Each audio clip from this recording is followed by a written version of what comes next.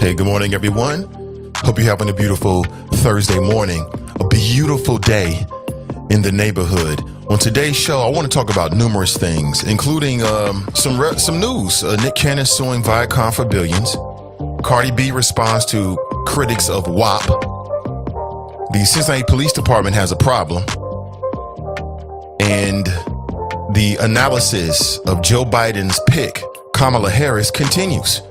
But are people caught up with the wrong thing as it relates to the Democrat ticket? All that and much more. It's the Nathan Ivey Show, the last honest place in Cincinnati media. And we'll get started in just a second, family. Please take a second and share this on social media. And if you are a YouTube fan, like you go to YouTube a lot, guess what? You can watch the Nathan Ivey Show on YouTube. Go to my channel, Nathan Ivey EY, and help me reach my first milestone, which is 1,000 subscribers. That will allow me to monetize my channel. Much more to come. It's the Nathan Ivey Show. Don't go anywhere.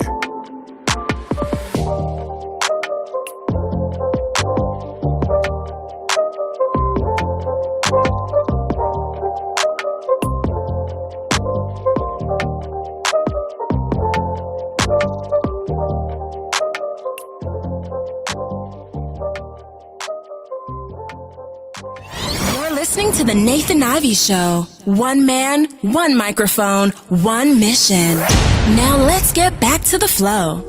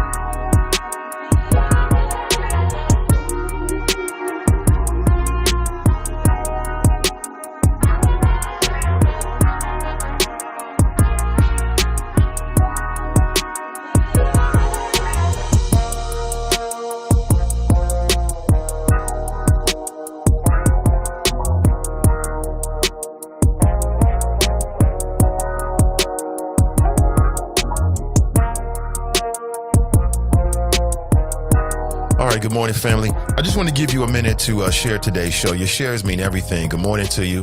513-873-7134. This is the Nathan Ivey Show. Welcome to my home. This is my home studio. It's where I do what I do. Good morning to you. On today's show, numerous things. Some more important than others. It depends on where you are. I'm one of those folks who believes that cultural things can be very, very relevant. Just as relevant as the politics. And I want to give you some updates on two big stories that we followed over the last couple of weeks. Also give you an update on some upcoming local podcasts that you can check out here in the city of Cincinnati. Local live streams. Good morning to you. Smart black people live streaming in the city of Cincinnati. Good morning to you. Hope you're well. Now listen, if you are on YouTube, if you're a fan of YouTube entertainment, guess what? I'm on YouTube. You can check out the Nathan Ivey Show. I am building out my channel. And so far, it's been a lot of fun. I love a new challenge. But I need your help. I need your help in accomplishing my first goal. I've set several milestones and goals. And I'm the kind of person who likes to write things down and like put it literally up on my wall there and visualize it and keep seeing it and keep seeing it. And my first milestone goal is to reach 1,000 subscribers. I'm at about 260 now. And if you don't know, the way YouTube works is you've got to reach certain milestones that are predetermined by YouTube in order to unlock certain capabilities and tools. All right. So do your man a solid and go over to Nathan Ivey on my channel on YouTube and subscribe today. Hit the notification bell. Somebody was like, Nate, I don't see no notification bell yesterday. Well, it's on the right hand side. You got to press the button and then it'll say, you'll see it. You'll definitely see it. Maybe I should put a graphic up on the screen to make it even easier for you. I can do that as well. All right. So please do me a solid this morning as I build out my YouTube channel. And I've got big plans for that channel and other channels as well, which I'll let you know about in the near future. How are you? How was your day? I love being one of the first people in the greater Cincinnati area to say good morning to you. Hope you're having a powerful day. I was realizing that we haven't heard from the prophet. Every show is different. This show is very unique. We have very smart, intelligent black people and others that listen to the show. Shout out to Jerica. And a lot of really highly motivated people, a lot of entrepreneurs, a lot of people connected to the community here in the greater Cincinnati area, a lot of people that I call get-ish donors. The members of the listeners of the Nathan Ivey Show are not just voters. They are influencers. I'll say it again. They're not just voters. They are influencers in the greater Cincinnati area on multiple levels, I've learned. And, it's a very unique audience. If you want to join the Chop Shop, that is my Spreaker chat room. You'll hear me talk about the Chop Shop. And that is a term that has been earned because you can get chopped up. I've heard it many times before. It's like a briar patch. You can get through it. It might be rough. But at the end of the day, I think all good, well-intentioned people. But again, this is the internet. My number, 513-873-7134. All I ask is that you open your mind before you open your mouth. The wise words of Boutros. And that you keep the kids in mind. This is an adult show, obviously, but, I'm very mindful that people are at work and that people have children that are listening. And I don't want you to turn the show off for any reason. So get creative. I know we get emotional. Just keep that in mind. I don't want to have to police grown folks. OK, please don't make me do that because I will. Bar none. So just keep that in mind. I really appreciate it. Today's show, as I said, numerous things to discuss. I want to talk about Nick Cannon a little bit. And I think there's some things that are very relevant in terms of what's going on with Nick Cannon and also Cardi B. Cardi B did an interview in which she responded to her critics about WAP. Wet ass pussy, right? That's the big song everybody's been talking about. They'll continue to talk about it. And I thought that you might be surprised to hear this, but I thought she was spitting facts. She was spitting facts on facts on facts. Props to her. And the breakdown of and the analysis of Joe Biden's pick is just beginning, folks. It's just beginning. And people are going to be breaking this down. I know Donnie B will be breaking it down on Friday at 12:30 p.m. The Is It Just Me podcast. It's a live stream. You can check it out live on Facebook, Send Digital Media. Also, the Is It Just Me podcast group. All right. And it's kind of interesting. I still think that people are getting caught up with the wrong things. And so I want to sort of set the table again. All right. And that's just the tip of the iceberg. I want to talk about the Cincinnati Police Department. You got one officer that's suing people because they said that he flashed the white supremacist sign. And my question is, why did he flash the OK sign? And if so, he should be made to explain why that was proper in that particular circumstance. The empire strikes back. All this talk about defunding the police and the forces in our society that support police. OK, and when I say support police, I mean support police no matter what they do. We all support police. Even the defund police crowd support police. Right. They understand that policing and police have a necessary role in our society. OK. But just like we did with Martin Luther King when he was talking about the Vietnam War, and white liberals in the media and even black folks was like, you better stop talking about that. We should be talking about black on black crime, right? Just like they did with Muhammad Ali when he was talking about the Vietnam War, and they was like, you should be talking about black on black crime, just like they did with Eartha Kitt when she was asked to go to the White House by Lady Bird Johnson, and then she stood up and spoke her mind and said basically Black Lives Matter. And what happened to her? She was ostracized, marginalized. They took what she said and ran with it. That always happens. Colin Kaepernick wasn't saying anything critical about the U.S. flag or the U.S. military. His commentary was about this country and the way it treats its non-white citizens via the police department and law enforcement. But people always do that. They always do that. They ask you to stand up, and when you stand up and say something they don't like, they want to misinterpret it and twist it for their own devices and all this kind of stuff. So it continues even to this day, folks. It is what it is. Again, 513-873-7134 if you'd like to share your thoughts. I love to hear them. Did you get a chance to see Kamala Harris and Joe Biden on the stage together yesterday for the first time? Oh, it was history. It was history. Did you see it? It was history. And Joe Biden talked about his reasons for choosing her. It seems like some of them were personal. And Kamala Harris talked about, her vision, how she looks at America, and also how she looks at Trump. And in particular, the things she says about Donald Trump were all true. We all know it. 100% true. Donald Trump, we played yesterday a clip. Maybe you've seen it. Maybe you heard it yesterday. Donald Trump says that Kamala Harris was his number one draft pick. And now knowing the president the way we do, what that means is that was the number one person that he didn't want for Joe Biden to choose. Because every time Trump says anything, most of the time when Trump says something, it's the complete opposite is true. So when Trump comes out and says, well, she was my number one draft pick, I'm so happy. Oh, I'm so glad they chose Kamala. What he really means is damn it. Check this out. That's told many stories that weren't true. She's very big into raising taxes. She wants to slash funds for our military at a level that nobody can even believe. She is against fracking. She's against petroleum products. I mean, wait how do you for do it. that? Wait for and it. Go into Pennsylvania or Ohio or Oklahoma or the great state of Texas. She's against fracking. Fracking's a big deal. She's in favor of socialized medicine, where you're going to lose your doctors, you're going to lose your plans. She wants to take your health care plans away from 180 million Americans. 180 million Americans that are very happy with their health insurance, and she wants to take that away. So she was my number one pick. I mean, she was. So when he says that she was his number one pick, what he really means is, oh-ish, damn, he picked her? That means that she was really the number one person that he didn't want for Joe Biden to pick. That's just me, just breaking down Trump's little kindergarten psychology. That's what I've observed from the president, the man y'all voted for. Some of you who didn't vote, you voted for him. That's what I see. What do you see? 513-873-7134. It seems real simple to me. Very, very simple. I can see right through this man. He's so transparent. Oh, yeah, that was my number one pick. It's like a child almost. You see children acting that way.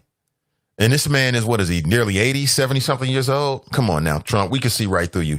Trump in the White House for 3 years, we see right through you. If you miss any of Kamala, here she is. Check it out. The case against Donald Trump and Mike Pence is open and shut. Just look where they've gotten us. More than 16 million out of work. Millions of kids who cannot go back to school. A crisis of poverty, of homelessness, afflicting Black, brown, and indigenous people the most. A crisis of hunger, afflicting 1 in 5 mothers who have children that are hungry. And tragically, more than 165,000 lives that have been cut short. Many with loved ones who never got the chance to say goodbye. It didn't have to be this way. 6 years ago, in fact, we had a different health crisis. It was called Ebola. And we all remember that pandemic. But you know what happened then? Barack Obama and Joe Biden did their job. Only 2 people in the United States died. 2. That is what's called leadership. But compare that to the moment we find ourselves in now. When other countries are following the science, Trump pushed miracle cures he saw on Fox News. While other countries were flattening the curve, he said the virus would just, poof, go away. Quote, like a miracle. So when other countries opened back up for business, what did we do? We had to shut down again. This virus has impacted almost every country. But there's a reason it has hit America worse than any other advanced nation. It's because of Trump's failure to take it seriously from the start. His refusal to get testing up and running. His flip-flopping on social distancing and wearing masks. His delusional belief that he knows better than the experts. All of that is reason. And the reason that an American dies of COVID-19 every 80 seconds. It's why countless businesses have had to shut their doors for good. It's why there is complete chaos over when and how to reopen our schools. Mothers and fathers are confused and uncertain and angry about childcare and the safety of their kids at school, whether they'll be in danger if they go or fall behind if they don't. Trump is also the reason millions of Americans are now unemployed. He inherited the longest economic expansion in history from Barack Obama and Joe Biden. And then, like everything else he inherited, he ran it straight into the ground. Tell him. That's Kamala Harris from just yesterday. And it was the first appearance of Kamala on the stage with Joe Biden as the VP, as his running mate. And I had forgotten. She's right about that. She said, just like he did with everything else he inherited, he ran it into the ground. Great point. How do you not make money on casinos? She's right about that. He inherited the largest economic expansion in history from Barack Obama and spoiled it. Start carving out, special, places for the uber rich, for the elites. Remember that big tax cut? It wasn't for you and me. It wasn't for working class folks. It's for the elites. They're already rich. She's absolutely right. I think there's a lot of policy, and she didn't even mention net neutrality. She's right about that. Part of the reason why there's so much chaos is because there's no leadership coming from the federal government. One day he's talking it down. The next day he's saying it's patriotic to wear a mask. This is what you want for leadership? Hey, yo, I get it. I get all the cynicism about the Democrats. I have it too. But this is what you want in a time of crisis? This is the kind of leadership you want in a time of crisis. You want somebody that is going to deny there really is a crisis and then start pushing these goofy, what is this? Like Madame Cleo, witch doctor type, cure-all panaceas. What the hell? Drink this and it cures everything. Purely because of politics. This is the kind of man you want. And you telling me this is better than Hillary? I don't believe it. I'm sorry. I don't believe it. You can think what you want to think. I'm talking to black folks. Get out of your feelings. Get out of your feelings and look at the policy. Look at the state of the country and ask yourself, 4 more years? 4 more years? How's it going to impact our community in particular? This is better? In terms of police brutality, right, and using the federal government to leverage the power of the federal government to try to force these law enforcement agencies around the country to do better. The Trump administration has been non-existent. They hands off. It's a local matter, they say. That's the same issue I used to say back in the 50s and 60s when black folks was talking about segregation and Jim Crow laws. You had these white male racists at the federal level like, oh no, it's a local issue. It's a local issue. Hey, yo, y'all bugging. If y'all think that this is the same and we can't do better, you are completely bugging out this morning. You bugging out. You bugging out. I'm sorry. I mean, listen, if you just look at the response from COVID-19, could you imagine if local mayors, could you imagine here in Cincinnati if the superintendent of the schools said the same things Donald Trump said? Oh, it's going to go away. Oh, it's nothing to look at. Think about that. If you're a Trumpster, you got to ask yourself why. If you're on the fence, you got to ask yourself why. You know what I'm saying? I'd like to hear it. I really would. 513-873-7134. The only thing that matters is November 2020. You're going to have a decision to be made, period. If you want to get caught up with all the stuff that happened in the past with Joe Biden and Kamala Harris, you can go ahead and do that. But at the end of the day, you have a decision to make. You have to decide.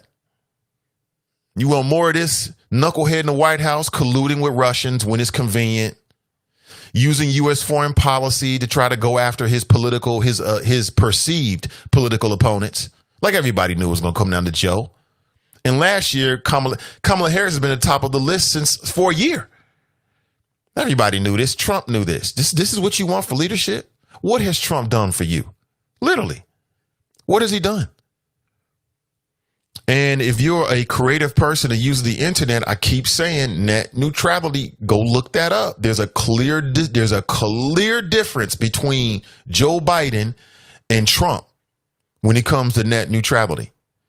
I'm telling you, if you're someone who uses the power of the internet, right, for your business or for your creative, for your artistry, you should be aware of that. I'll talk more about it in specific as we get closer. To me, these are huge issues that really, really matter.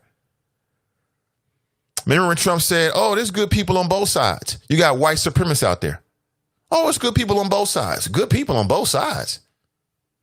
Negro, please. But you tell me, what do you think? 513-873-7134. Of course, I watched all of the speech. I listened to it first live on the radio. And then I watched it later at home last night just to get a sense of where she's coming from.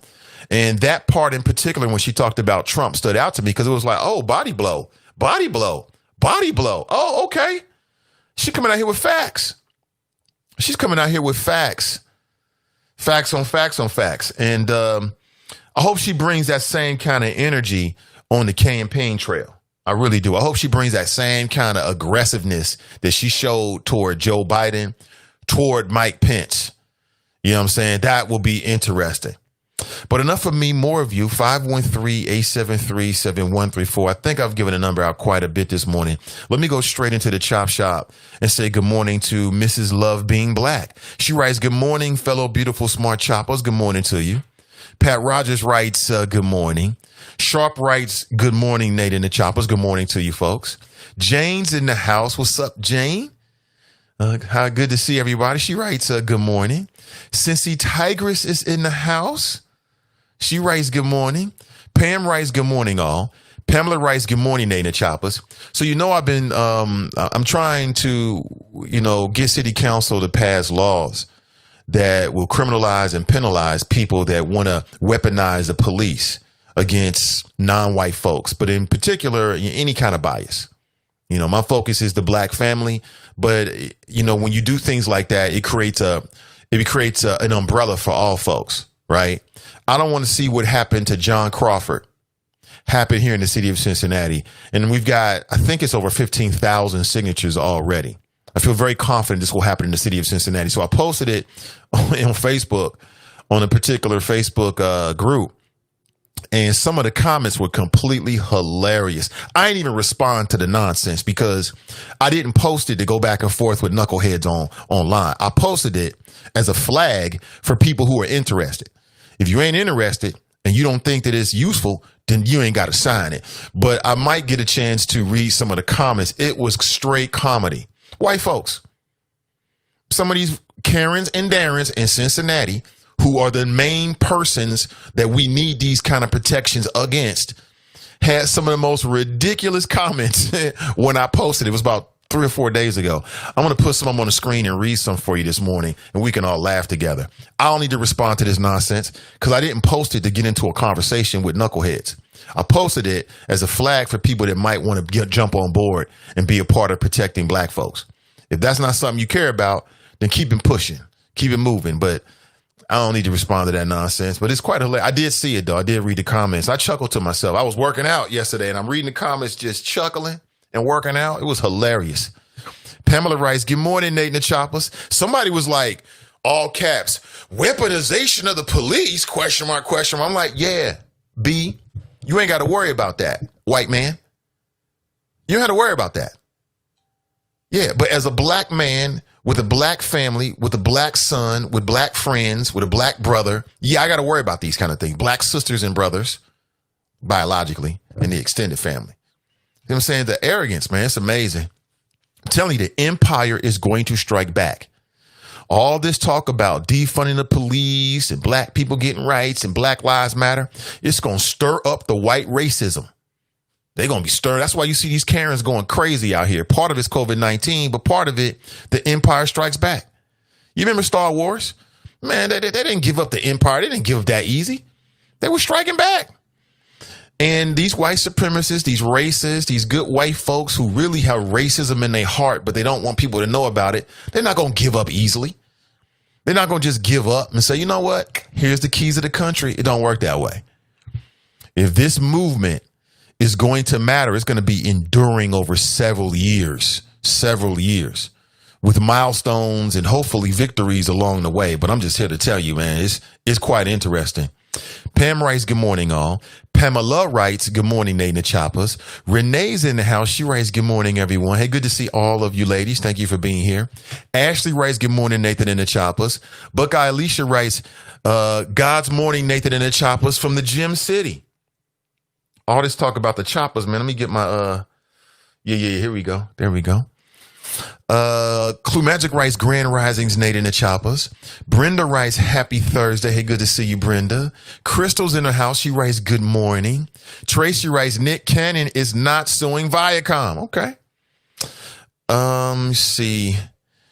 Mason Marler writes, morning, Nate and the Choppers. Hashtag flows rated E for everybody. Toxic masculinity wrapped up in a Pharrell Wolf bubble coat. Let me back up here because he always hits me with the tongue twisters. Mason Marler writes, morning, Nate and the Choppers. Hashtag flows rated E for everybody. Hashtag toxic masculinity wrapped up in a Pharrell Wolf bubble coat with Amadeus wigs twisted into locks, wearing a MAGA red New Balances. Hashtag second day of school in an Izod. What the heck am I reading?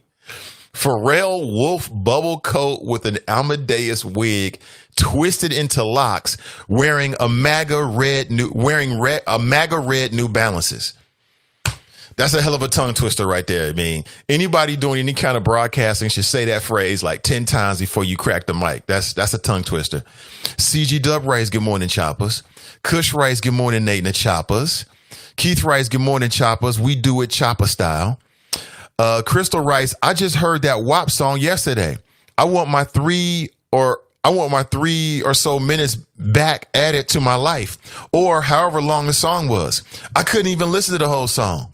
Didn't really want to, but wanted to see what the hype was. And then she got 4 thumbs down emojis. You didn't like that song, huh? Well, Cardi B did an interview within the last few days, and she responded to the critiques. And I'm going to play it for you. But essentially what she said, I agree with. And it might be, it's a reality check for consumers. And long story short, I'll just break it down real simple. I mean, people ask for one thing, but then they gravitate to something else. I most recently had a conversation with a brother that's a content creator. He's a content creator in the city of Cincinnati, right? And we were talking about just the industry. And he's like, Nate, does it ever bother you, when you do your show and then, you're giving substance and then you turn on some other show and somebody's talking about some complete nonsense, right? And they got a lot of views. And I told him no. No, it doesn't bother me because I understand the industry. That's just the way it is. And there's a part of that is true when it comes to Cardi B. But I want to wait to play the audio clip for you. Miss Tiffany Rice, morning. Brent Rice, good morning, family. Dante Rice, good morning, choppers. Mason Marler Rice, CeeLo Green apologized for his comments about WAP. Crystal Rice, I don't know why he apologized. He was right. We'll talk about CeeLo as well. Pat Rice, speaking of Eartha Kitt, did you already drop your trivia game? I have not. Well, you say drop. I don't mean with you. Are you talking about the second one? I haven't done the second one yet. We're still doing. You talking about mystery history? No, I love the idea. We're still doing that. Mason Marler writes, what? Kamala Harris is against fracking? I'm not voting for her. That's hilarious. Tracy writes, Trump wants to get rid of health care too, huh? Angela writes, her being number one pick to me means they've got a lot of mud to sling. Well, they were going to sling mud no matter what. You know what I'm saying? That's opposition research. No matter who or what, they were going to sling mud. You can believe that. It don't really matter. No matter who did what, they were going to sling mud. Let me see.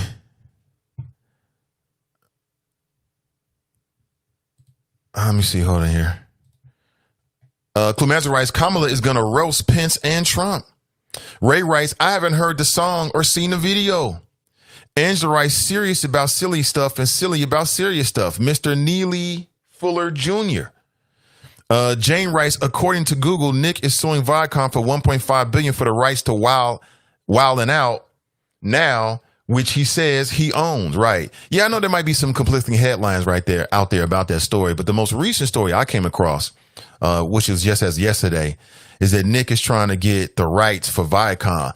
I thought it was interesting that Wild and Out was worth $1.5 billion. That's amazing to me. Like, I like the show. You know, I watched the show from the very beginning and then just kind of jumped off and got into some other things. The show's been on for a while. And I thought it was a great idea. I mean, it was a hip hop inspired show and comedy at the same time. I thought it was a great idea. And to a studio audience, they even toured it a little bit and would go around the country doing different shows, which I thought was fabulous. And it was a platform where stars could come in and be a part of it. And Nick had a crew of young comics. I thought it was great, but $1.5 billion? Damn. I had no idea. That is huge. And I'm just blown away by that, quite honestly. And we shall see. The TV personality, actor, and musician may be suing the news network that fired him. So there's some caveats to that as well. So we'll have to wait and see. I mean, the moral of the story is, damn it, yo, it's like, you know, to all content creators, I think that there's a moral there. Like, if you're a content creator and you're working for a corporation, anything you create while you're on their platform, unless you have a contract, because there's a lot of people that work in, we'll say corporate radio or corporate media, they don't have a contract. They're hourly or they're salary, right? So, you know, that's one thing you got to know. Just because you're behind the mic or in front of the camera doesn't mean you have a contract. Many of them are salaried or they're hourly. You know, the corporate media, business is just like every other business. If they can get you to do 3 or 4 different jobs and give you one paycheck, then that's what they'll do. And they'll do that to save money. Happens all the time. But if you do have a contract and you're somebody like Nick Cannon, it's like, why wasn't this a part of your contract on a regular basis?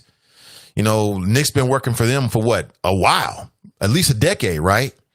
And I'm sure he didn't have a 10-year contract. I'm sure it was a multi-year deal. Why didn't he re-up and include some of the ownership rights before it came to this? Because now it may be too late. We shall see. Quote, if Viacom believes in growth, equality, education, then Viacom will do what is right and pay Nick what they owe and give him his $1.5 billion. That's somebody who was a part of the Wild and Out team, like part of Nick's crew. And again, that's a very popular, very, very, very popular show. People have been watching it, still watch it. Again, I jumped off a little bit myself, but people still been watching it. 1.5 bill? That's like more. That show by itself is worth more than like whole media companies. That's amazing to me. And from what I understand, it was inspired and thought up by Nick. Now imagine if Nick had started his own company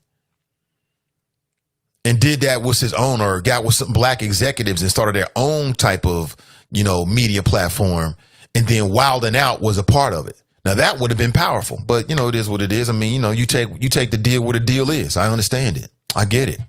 100%.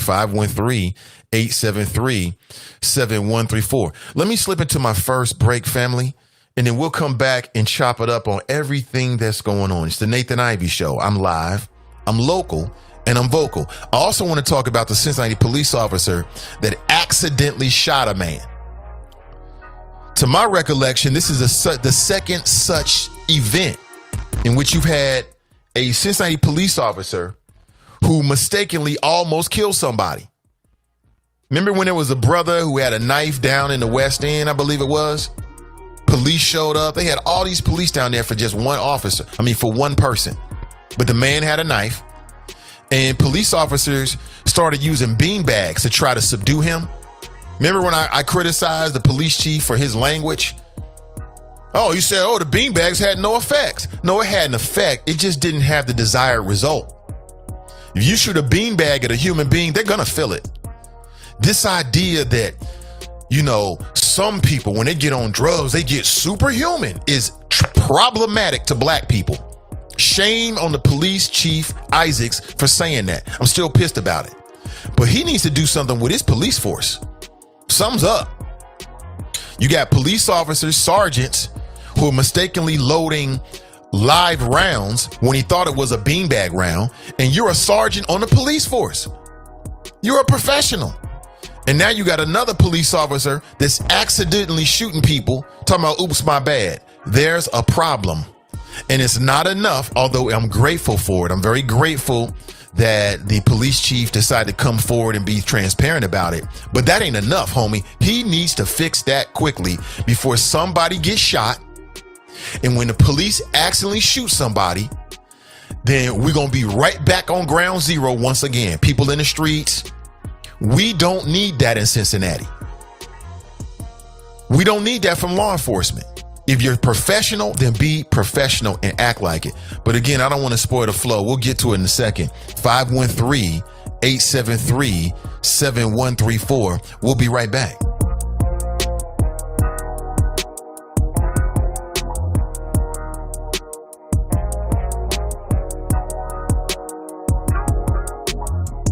The Nathan Ivey Show is supported by listeners. Go to www.patreon.com/Nathan Ivey Show and help Nathan keep the show independent. Bloomberg Black Business Report. I'm Donna Wilson. More companies are dedicated to boosting diversity. General Mills CEO says his company will double the number of black managers and will increase minority hiring. Meanwhile, Colgate-Palmolive says it's investing $4 million over 2 years to deepen their commitment to the black community, even as they continue to support programs that advance women, LGBTQ, and veterans. Philanthropist Mackenzie Scott Bezos recently donated $3 million to Black Girls Code. The not-for-profit focuses on providing technology education for African-American girls aged 7 to 17. The organization offers programs in computer programming, coding, as well as robot and mobile application building. Black Girls Code's mission is to teach 1 million black girls to code by the year 2040. And that's your Bloomberg Black Business Report. I'm Donna Wilson. This is Zoe Wesson. What side of history do you want to be on? The right side, or one where black people continue to be underrepresented in Hamilton County? Now's your chance to end 230 years of exclusion. In Charlie Winburn, we have a man that's received the Cincinnati NAACP President's Award, who fought on the Ohio Civil Rights Commission for 6 years, who received the Baptist Ministers Conference Community Service Award. Charlie Winburn has received the Southern Christian Leadership Conference Award and was honored by WDBZ The Buzz as Pastor of the Month. We know Charlie Winburn, and he knows us. He's the right man to put us on the right side of history. On Tuesday, November 3rd, vote for Charlie Winburn for Hamilton County Treasurer. I am Charlie Winburn, and I'm asking you for your vote on Tuesday, November the 3rd, paid for by friends of Charlie Winburn. This is Zoe Wesson. There are a few times in life to make history. Hamilton County was founded 230 years ago, but has never elected a black county treasurer. It's time for change. Elect a proven, trusted, experienced candidate for Hamilton County Treasurer, Charlie Winburn. We know Charlie, and he knows us. Charlie Winburn was the former chairman of the Jobs and Growth Committee on Cincinnati City Council under the Honorable Democrat Mayor Mark Mallory. Winburn led the fight to keep 2,000 U.S. postal jobs in Cincinnati. He also fought for wage increases for thousands of city employees, especially our sanitation workers. Charlie Winburn will safeguard more than $1.4 billion in real estate taxes and will increase new home ownership and new jobs. On Tuesday, November 3rd, vote Charlie Winburn for Hamilton County Treasurer. Let's make history together. I am Charlie Winburn, and I'm asking you for your vote, paid for by friends of Charlie Winburn. Are you interested in medical coding, but not sure where to start? And scared of wasting time and resources? Let me help you with the right steps to become a certified, marketable medical coder. Learn more at bit.ly/5stepscoder. You're listening to The Nathan Ivey Show. One man, one microphone, one mission. Now let's get back to the flow.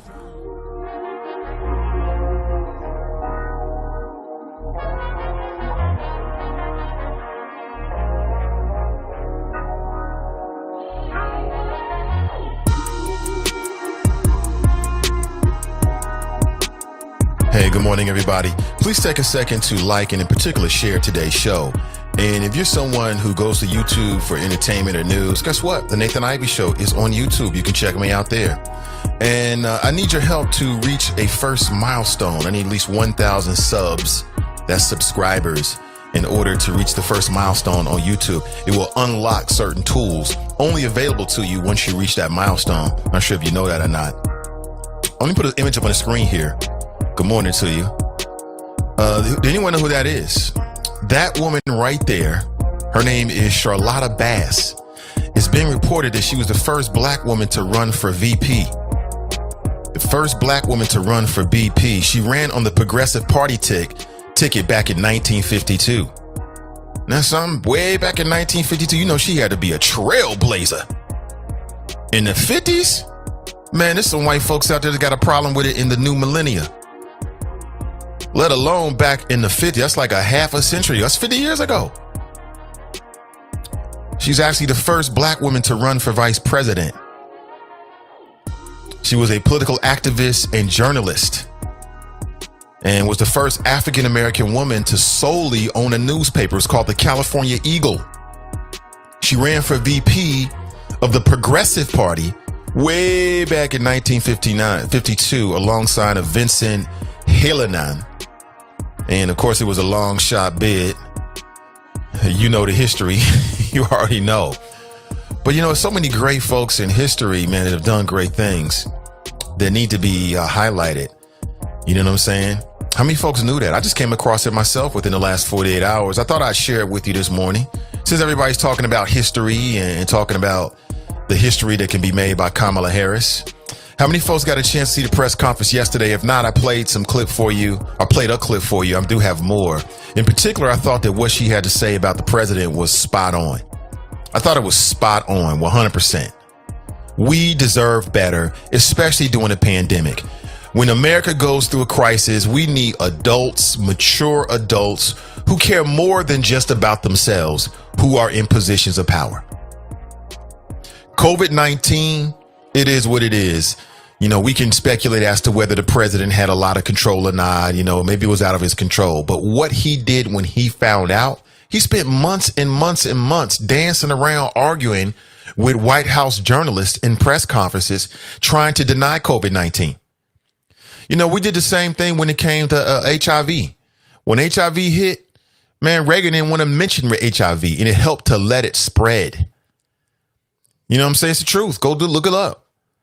When we have these national health issues, we need politicians who are mature enough to realize that it's bigger than politics. It's about saving people's lives, period. And we don't have that. I mean, it was only until the last 3 weeks that Trump started promoting wearing a mask. All of a sudden, masks are patriotic. That's because he looked at the poll numbers and realized, oh, it's not polling well. It's not polling well. So let me pivot here. Let me go back to the chop shop. Tracy writes, Nick Cannon will not sue Viacom for $1.5 billion and live to collect it. Well, there are conflicting reports, so I think it's probably more accurate to say that it's being reported that Nick Cannon is going to sue Viacom. You say he will not live. I mean, $1.5 billion is not a whole lot of money for Viacom. That's nothing for them. That's nothing for them. For the people, the Redstones, the folks that own Viacom, we talking about big, we talking about top of the food chain elites. There are no black people in that level except for Byron Allen. That's it. And he ain't even on that level. But you think that they would do something to the brother? I don't know. I'm not even sure if he has a case. I mean, that's for the lawyers. What I would say for content creators and the type of content creators who are successful enough to have a contract, then you should negotiate that way beforehand. I mean, that's kind of the moral of the story with Nick Cannon for content creators that work for these corporations. You know, you every 3, 4, 5 years where you re-upping, we'll sit down and negotiate so you got some real tangibles. But many of them are so grateful to have a paycheck that they're afraid, I think, to say anything. They're afraid to stand up and, demand it because it might mean that they drop you, I guess. I don't know. But I'm just surprised that with a property that's so successful that Nick did not bargain and negotiate for ownership way beforehand. Because I would have. I'd have been thinking ownership. You think I'm going to make a $1.5 billion property just for you and you just giving me a paycheck? Oh, hell no. Hell no. So that'll be very interesting. Is this a rumor? Is it true? We'll find out. Angela writes, moral of the story, start your own company and own your own ish, i.e. intellectual property. Great minds think alike. Great mind. I mean, just think if Nick had done that. If he had teamed up. And again, it's easy to look back and say it now, but it's almost like the rap game. Like right now, we're hearing that the Migos are suing because they had a bad contract, basically. The biggest hip hop group in the world over the last, 5, 6, 7 years got a bad contract. Now, how's that possible? That's because many of these creative individuals are so thirsty to be signed. They're so thirsty, so grateful just to have a record label say, I believe in you and to start pushing you, that they'll sign any damn thing. Like the Migos probably wanted to get big, but they couldn't. They probably in their wildest dreams imagined being world famous, but they didn't know that was going to happen. So they signed these contracts thinking, oh, this is the best thing anybody's ever offered me. And it probably is in that moment. Then they go big and realize, oh, I'm getting fleeced. I got finessed. You finessed yourself, homie. That's the truth. And I understand it. I mean, like if you're a content creator, some company comes to you and says, you know what? I believe in your talent. You're like, oh, somebody believes in my talent. Somebody believes in my talent. For a content creator, for a creative person, you're like, oh, man, I'm about to make it. I must be onto something here. Not only do you believe in my talent, you going to pay me? You going to give me some bread too? Cool. Not thinking 5 years down the road like, oh, this was a sucky deal. It didn't really work for me. And it happens just like that. A lot of smart, intelligent people get caught up in a rap game. TLC, they get caught up in the game, should I say. TLC, if they paid you what you were worth, they wouldn't make a profit off of you. If they paid you what you were worth, they wouldn't make a profit off of you. That's how they make a profit, by paying you less than what you're worth. It is what it is. But let me go to the phones here. Good morning and welcome to the show, brother. Good morning, Mr. Ivey. This is your West Side connection, the most hated man in the chop shop, Drop Squad 52 out here on the left coast. How are you, sir? I'm doing great. You say you're the most hated man, huh? Yeah, because Fane Rothstein, a.k.a. Mr. a.k.a., he posted something on Twitter saying that he's not going to be as active in the chop shop and talking to you on air. So why is that? I guess I don't know. He didn't put an explanation. He just said he's going to kind of keep a low profile to let other people build up their presence in the chop shop. That's what I read. I mean, you can read it. He posted it. Oh, he in his feelings about Glenn. He's in his feelings about Glenn. That's what it is. Oh my God. But Mr. Ivey, it's sports season, and maybe he's focusing more time. Could be to fame up. Yeah. I wish the brother well. Yeah. Oh, always. But Mr. Ivey, the reason I called, sir, I can't let you get away with your commentary on the whole COVID-19. Because, Mr. Ivey, these things started in Washington, in the state of Washington. Prior to it getting here, the president closed down the border to China and people visiting from that area. So then you're talking about Trump is supposed to do something. We have states' rights in this country, Mr. Ivey. Some of the same states, like New York, who were whining and taking advantage of the COVID-19 crisis by using it as campaign time for Governor Cuomo, who really wants to be president, not Joe Biden, but that's another call.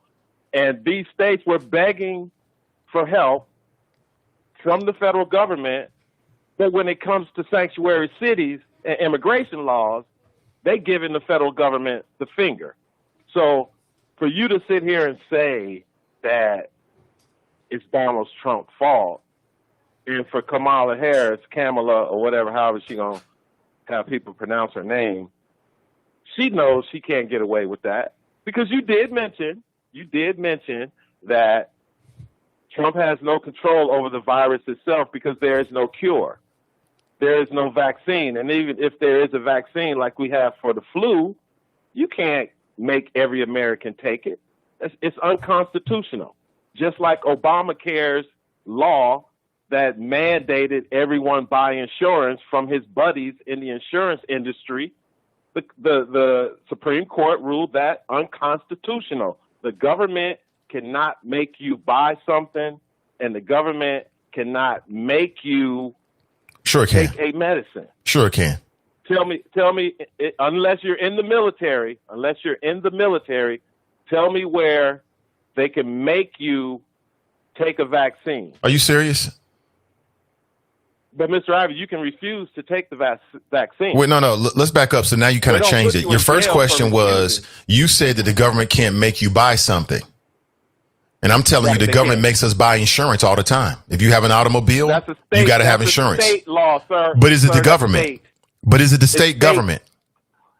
See, here we go again, Mr. Ivey. Is it the state government or not? I was talking about the federal government. Oh, you're talking about the federal government. But I was just making a point that the government, whether it's state or federal, can make you purchase something. The federal, Mr. Ivey, we're talking. Mr. Ivey. Okay. Are you trying to trigger me, sir? Yes. Is that your intent? Yes, it is. Yes, I'm trying to trigger you. About that BS, Mr. Ivey. I know of what I speak.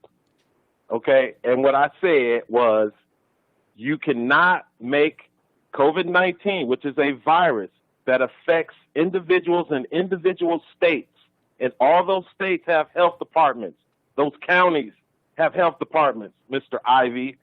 The United States, Donald Trump cannot come in and tell everybody in Ohio to wear a damn mask. That's not even an issue.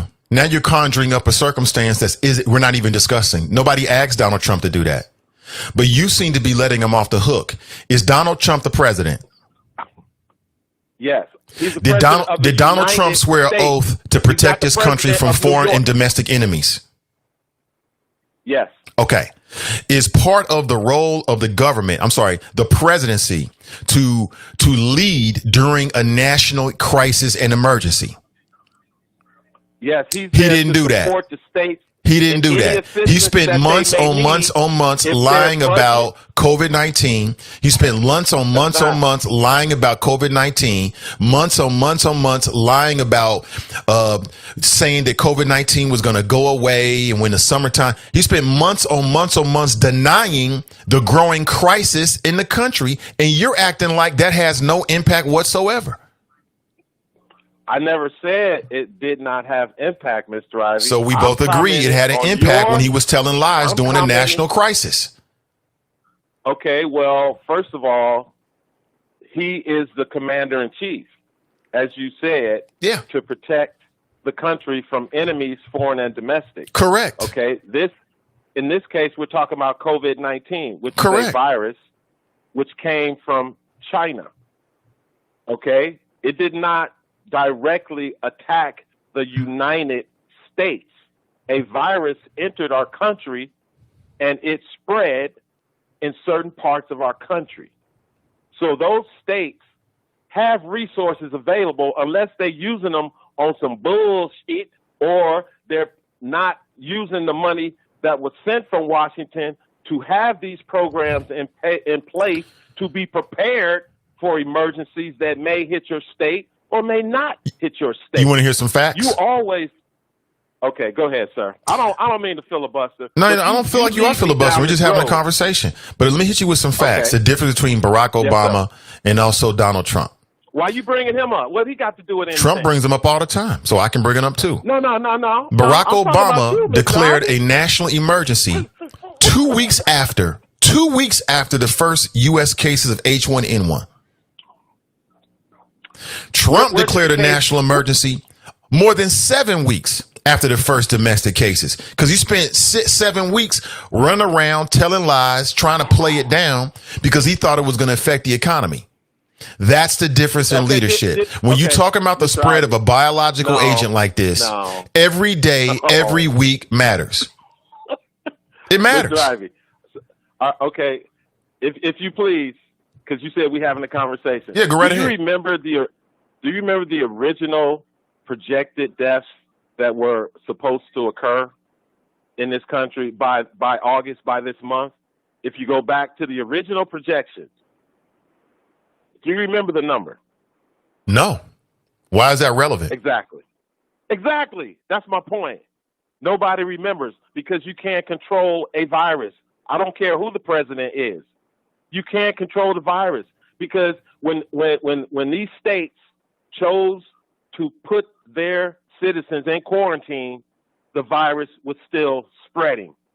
When these states opened up and had to start their economy again, people were still dying from COVID-19. So the point is, Mr. Ivey, I don't care who the president was or is, the state is responsible for caring and protecting their citizens. A governor cannot sit by and let his people suffer and say, well, I can't do nothing. Donald Trump ain't helping me. No, Mr. Ivey, those citizens pay taxes for that help and support from their government, their local and state and county governments. Then, if they can't handle it and it's overwhelming, then you seek out the federal government for assistance.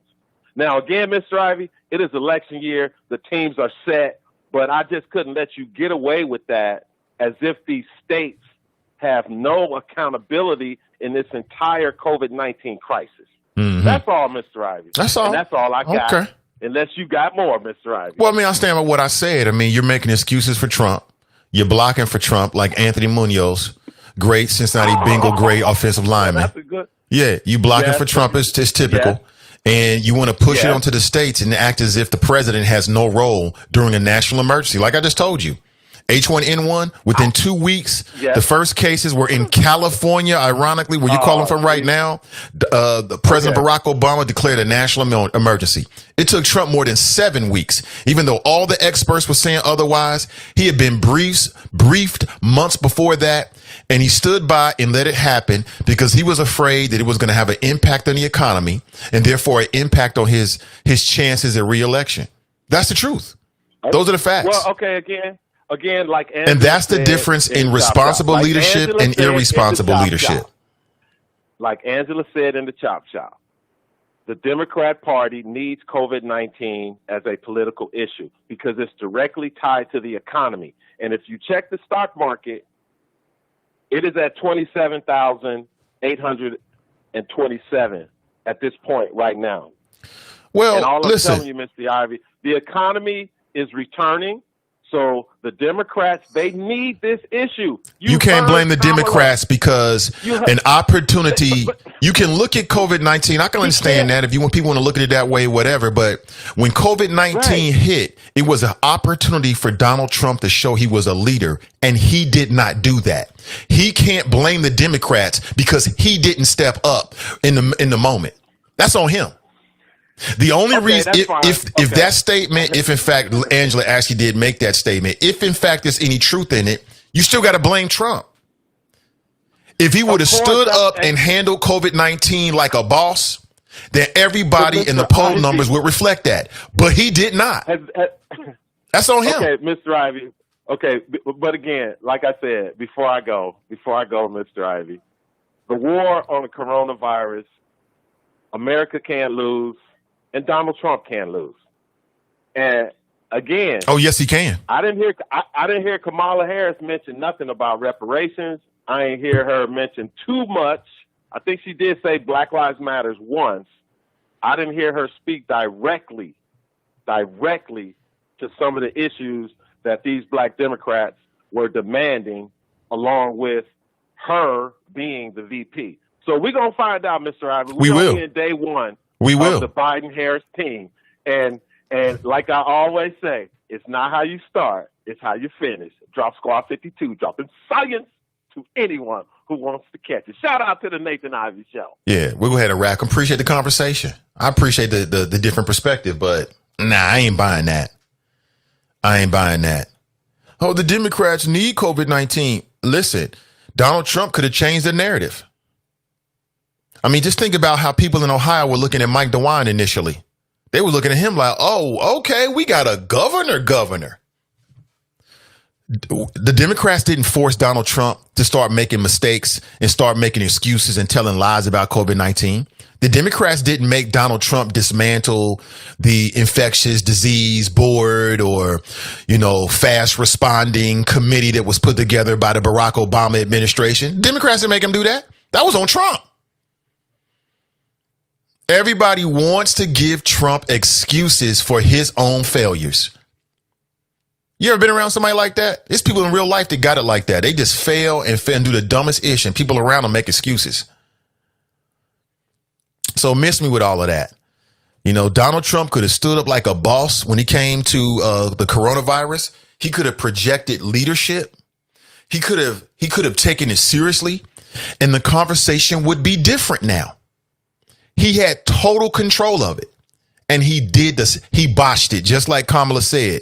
He did what he did to everything else. His inheritance, the casinos, his previous businesses, he botched it. And now that he botched it, now you got people like Drop running around trying to make excuses. Oh, it's the governors. No, it was Trump. It's Trump. It's just like a quarterback in the NFL. You get props. You could probably get more credit for wins, and you're going to get more credit for the losses. It comes with leadership. It is what it is. I don't want to hear no whining about it. Oh, it's the Chinese virus. Trump, you had an opportunity. You can look at COVID-19 as an opportunity. That's one way of looking at it. It was an opportunity for Trump to show us what he was made of during a national emergency. And we saw. He's made a BS.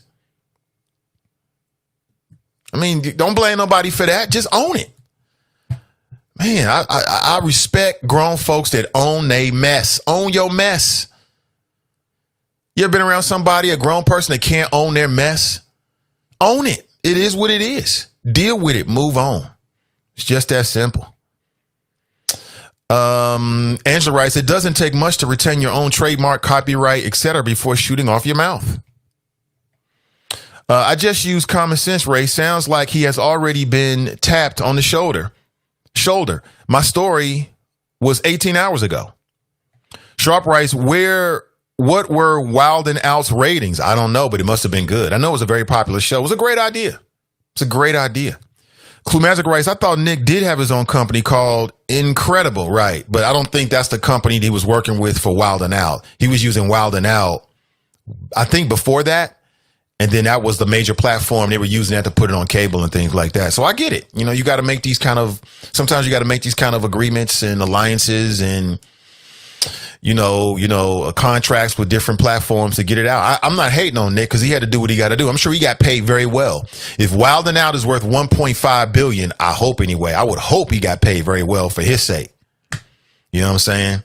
Angela writes, let's try to teach the next generation the appropriate business moves. Rule number 1. OYS, own your ish. I'm with her 100%. Mason Marley writes, you shot me, CPD. Oops.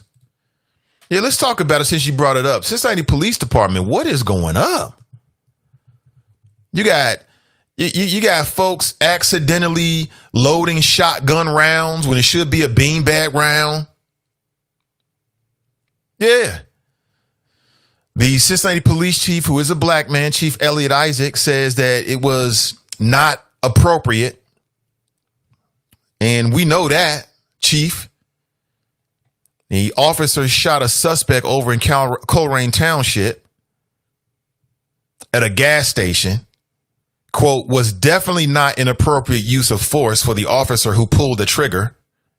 Officer John Brown, a plainclothes investigator with the Cincinnati Police Department's Violent Crimes Unit, claimed it was an accident.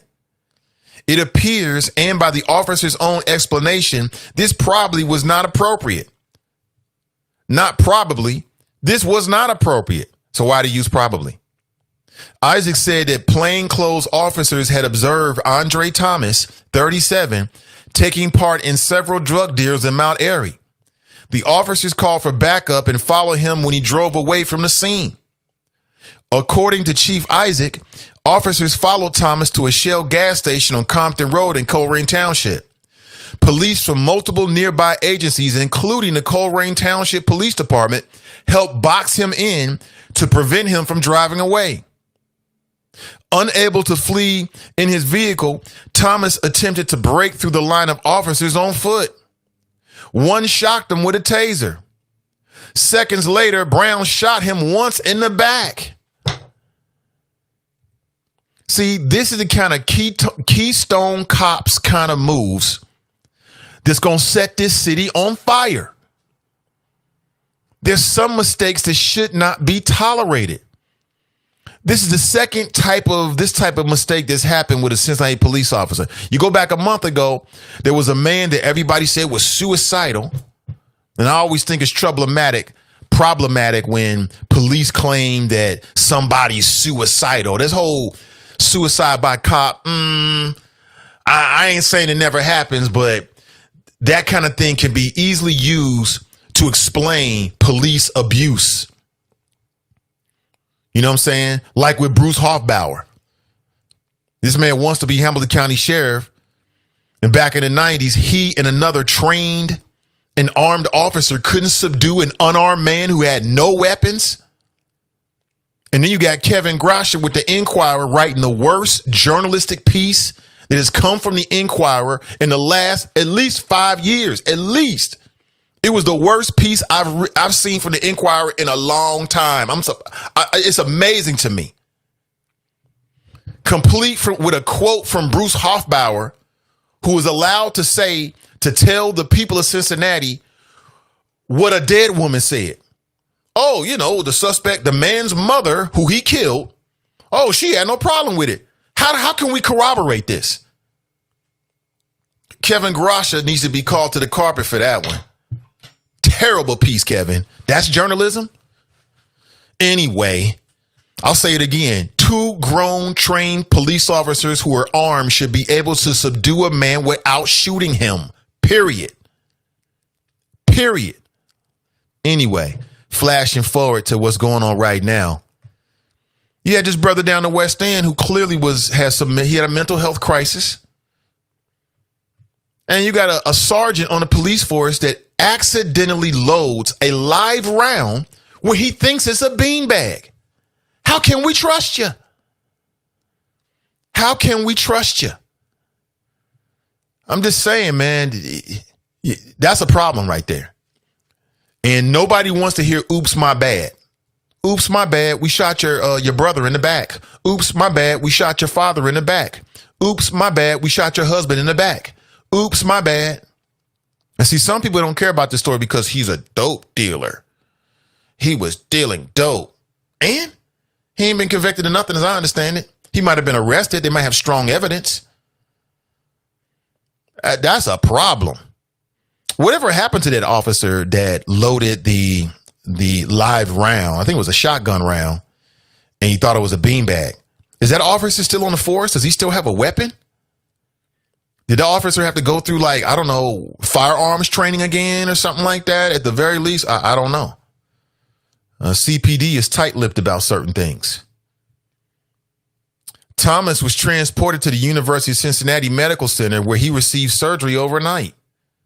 And I know some people out there like, Nate, what about black on black crime? You should smack yourself in the mouth right now if you're thinking that.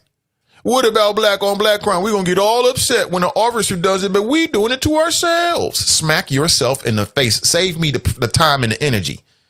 I ain't even responding to that nonsense. Doctors moved him out of the intensive care unit on Wednesday and expected him to recover. Now, should the officer be charged? Like if you accidentally shoot somebody, it's intent versus impact. Let's say I accidentally shot a police officer by mistake. I didn't mean to pull the trigger. Do you think I'd be charged? We already know what happened. So should this officer be charged for his mistake?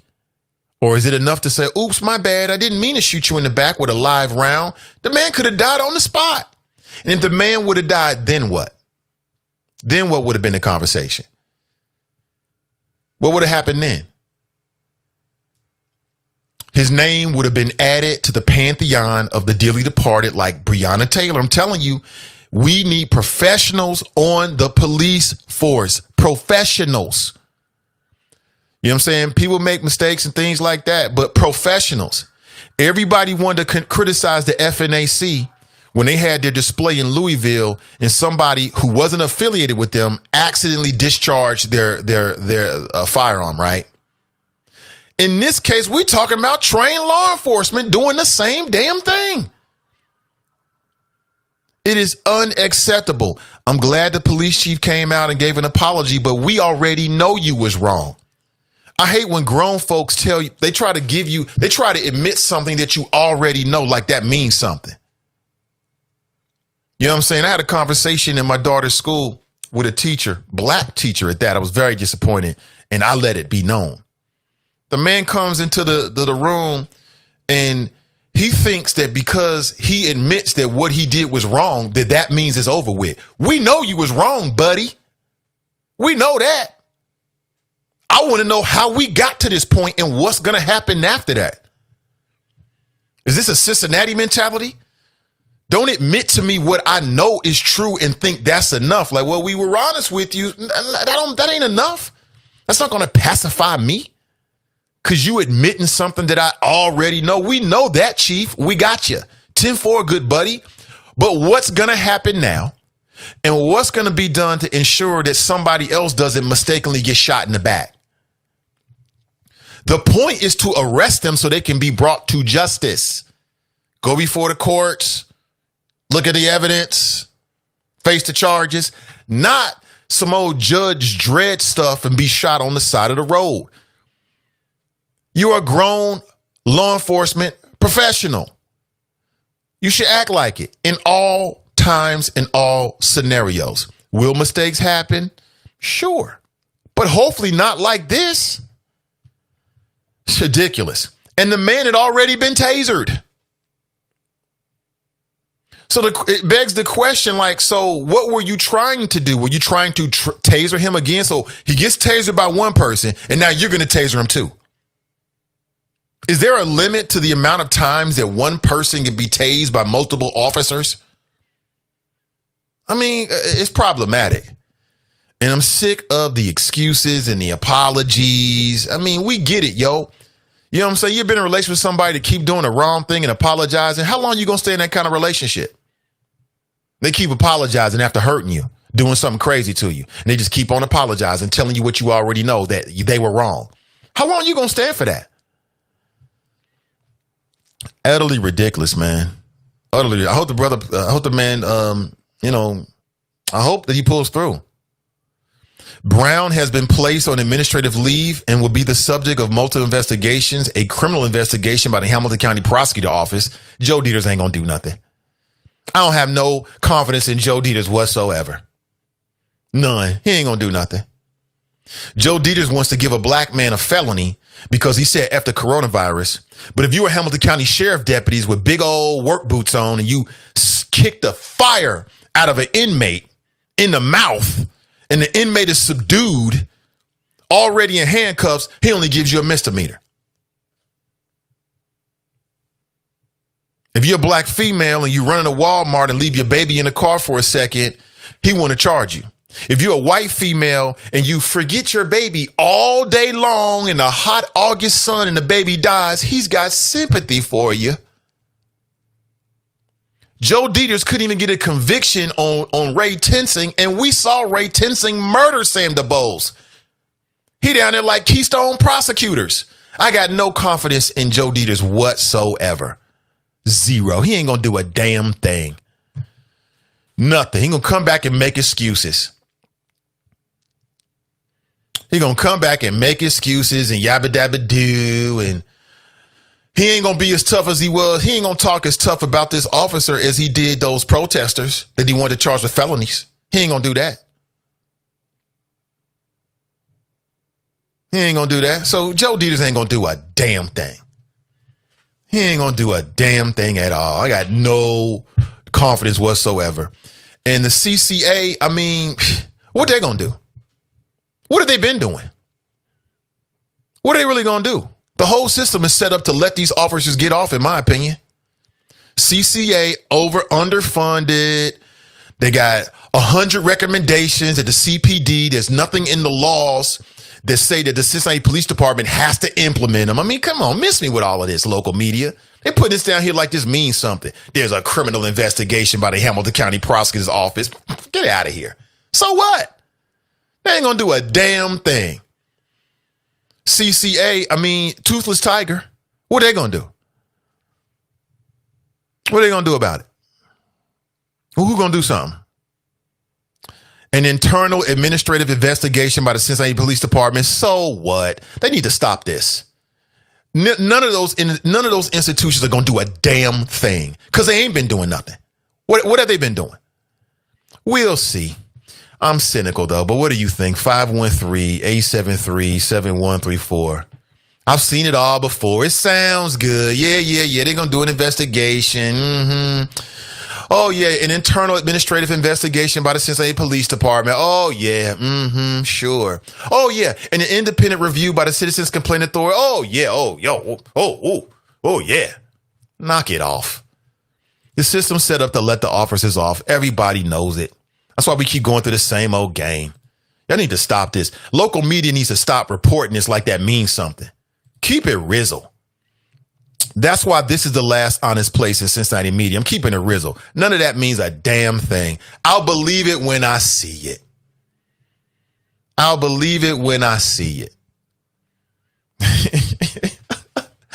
Until I see it, I don't believe they're going to do anything whatsoever.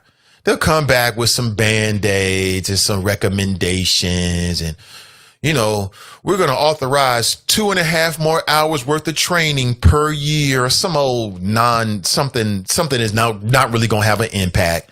And then in about a day, we'll forget the story and move on to the next one. Because we've already forgotten the story of the brother that mistakenly almost got killed by the sergeant who loaded. And how do you do this? How do you load live rounds? And it's supposed to be beanbag rounds. And you're a law enforcement professional. So you want us to look at you and give you all the respect of a law enforcement professional, but you're down here like, the Three Stooges. You're down here like the Three Stooges. Meanwhile, let me make a mistake like that and accidentally shoot somebody and see what happens. Ain't gonna be no investigation. It's gonna be charges. We're going to start with these charges and we're going to investigate to see if we want to give you more charges. That's how it works for you and me. It's the same old game. When you as a private citizen make a mistake, it's on you. When those that represent the government make a mistake, it's on you. That's just how it goes. That's just how it goes, man. The hell. I don't want to hear that. Cincy Tigress, let's go to Facebook. Cincy Tigress writes, good morning. She's on YouTube. Good morning to you, Cincy Tigress. Brother Cole Black's in the house. Good morning to you. Greg writes, Grand Risings, Nathan the Choppers. Good morning to you. Patty B's in the house. What's up? She writes, it's a great day in Tampa Bay, Cincinnati. Good morning. Good to see you, Patty. Man, it's been a minute. May Jones writes, good morning, Choppers. Deshauna is on YouTube. She writes, good morning, all. Happy Thursday. It's my Friday. You know, I'm jelly. When people say their Thursday's their Friday, I'm always jelly of that. I mean, you got 3 days off, man. Enjoy it. Enjoy it. David writes, good morning, Nate and the Choppers. So with a whole lot of S's. Glenn is on Facebook as well. He writes, morning, Nate and the Facebook Choppers. Sarah writes, good morning, family. Good morning to you as well. Adele writes, talking to Brother Glenn. David writes, Nate, we only turn the sound down when Slop Turd invades with that unsanitary nonsense. Slop Turd? I don't even want to say that phrase again. Leslie writes, good morning, beautiful people. What? Mrs. Love Being Black writes, good morning, fellow beautiful. I'm all garbled. Good morning, fellow beautiful people. Good morning to you. Maurice writes, police, judges, prosecutors, attorneys, and other politicians in the city are KKK members. I don't know if that's true. Why are people so shocked in this city? So shocked. Listen, I don't have any direct evidence, but also let me share some with you. I remember because there is a Cincinnati police officer that is reported is suing some of the activists because they claim that he flashed the white supremacy sign. And some of you who are, we're connected on Facebook, you might remember going back, I think it was like a month ago. I got a call from a listener like, Nate, get down to City Hall. Psh, jumped in the car, went down to City Hall, right? Your man on the scene, your eyes and ears, independent black media. So I went down to City Hall, and unfortunately I got there after all the commotion took place because I would have loved to have been there to see there. If I would have saw it, I would have told you myself. And apparently there were some people I don't remember if it was a law and public safety committee or was a full committee of city council. I think it was a full committee of city council. And you had some folks down there that were being vocal. They were being live, local and vocal. And they said, well, I think at the request of the mayor, he asked some people to be removed and it started a little bit of a scuffle. Remember this? And during that scuffle, there were people there. This was white and black people. Okay. And not the usual suspects. These are like that new breed of young rebels on the street of Cincinnati. And as they were leaving, I was outside of City Hall. I started rolling. They started talking about what happened in there. And they were very critical of the mayor, who, again, in a crisis has shown who he really is.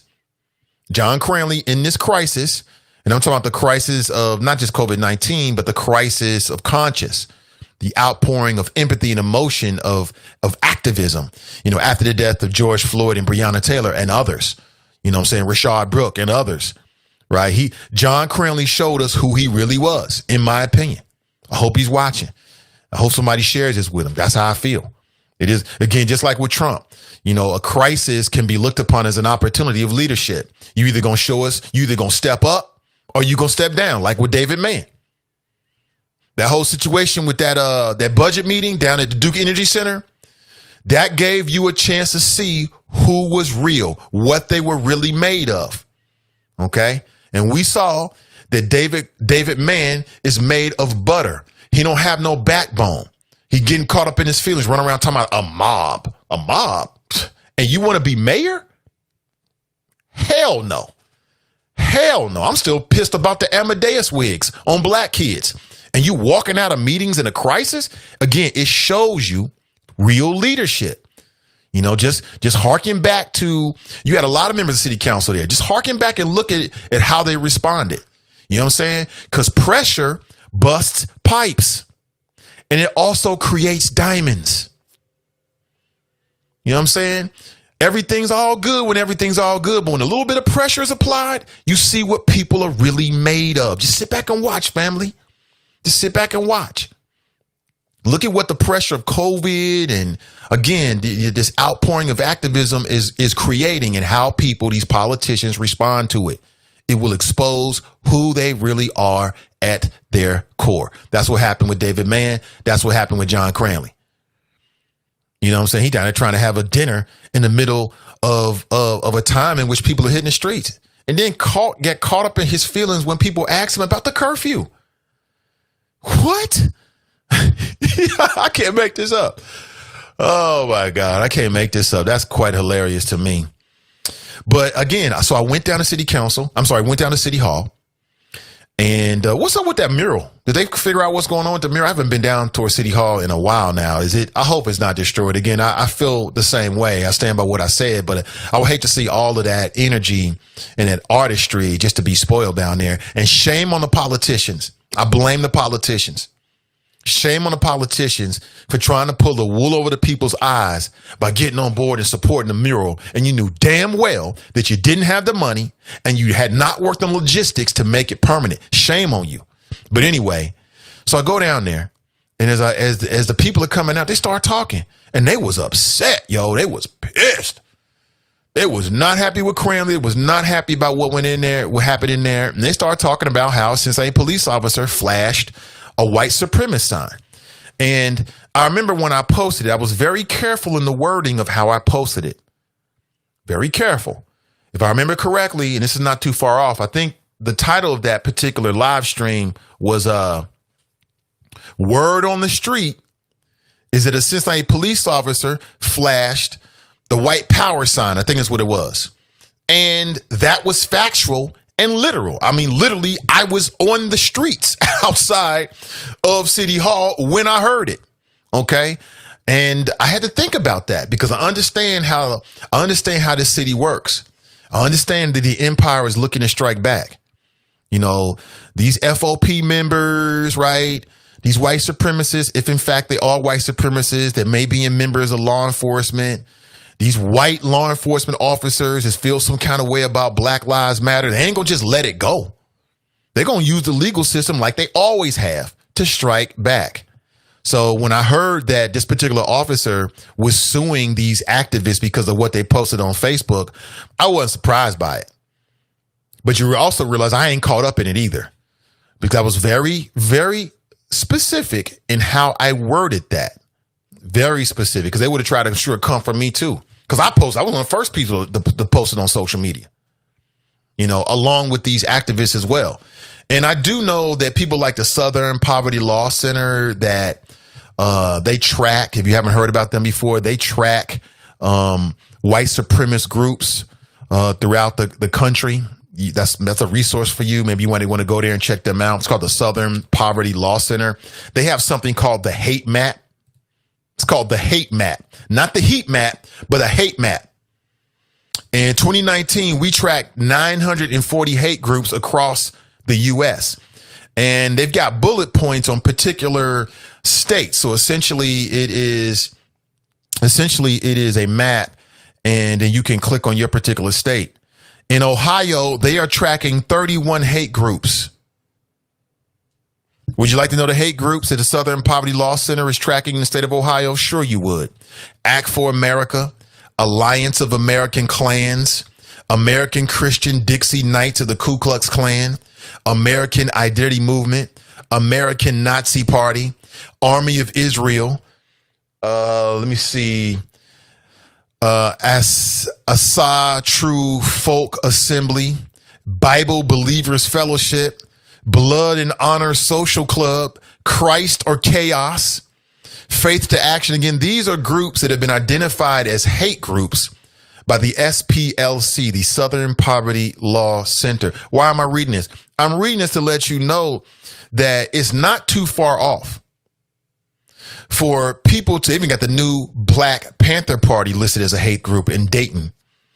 Past Assault Ministries, Patriot Front, Proud Boys, Daily Stormer, The Foundry, the United Worldwide All Eyes on Egypt, Vandal Brothers LLC, White Nationalist Group. And let me see if any of them are in Cincinnati, because it even tells you, it reads either statewide or they'll tell you Act for America has 3 chapters, Columbus, Cleveland, and Cincinnati. And apparently they're anti-Muslim. So I'm reading this to you to tell you that they're not too far off. When people make those kind of statements about, you know, white supremacist groups working in Cincinnati and Ohio, they're not too far off. And that's per the Southern Poverty Law Center. And this is what they do. They track these kind of groups. The Southern Poverty Law Center was the first website where I learned that white supremacists has adopted the OK sign as sort of like a subtle sort of white supremacist sign. Some self-loathing black man, I remember when I posted that, there was a self-loathing black man on Facebook who started asking me the most ridiculous questions. And if you ask me a ridiculous question, depending on my time, I'm probably not going to respond to it because I don't dignify dumbass questions. That's just me. You ask me something dumb, I'm probably going to just ignore it. I mean, I'm just going to be honest with you. And this black man was asking me like, when did the OK sign become a white power symbol? Why are you asking me? I'm not a white supremacist. You should ask them. Go do some research. They're asking me some dumb ish. How do I know when they decided? All I know is what's being reported as to when it was adopted. So there is some very credible sources out there that have reported that the OK sign is being used as a white power symbol. There's even been in other states members of law enforcement that were taking photographs while flashing, you know, this sign to some degree, and were called out by activists in those respective states about it. So there is some credibility to it. Now, I wasn't there in the council chambers and I didn't see it. So I can't tell you 100% whether I saw it or not. And even if a police officer did flash this sign, well, they can easily explain it by saying, I was just saying, okay, you know, I mean, how you going to argue against that? So it'll be interesting to see where this goes. It'll be interesting to see where this goes. But if people are interested in that, all they got to do, and let's not be dumb about this. You got a whole lot of secret societies that have secret handshakes. I mean, hell, the Kappa's got a secret handshake. The AKA's got a secret handshake. What makes you think these white supremacists might not adopt something similar so they can communicate to each other and identify each other? You got a whole lot of secret societies that use secret handshakes. I had a partner who became way back when they became a Kappa.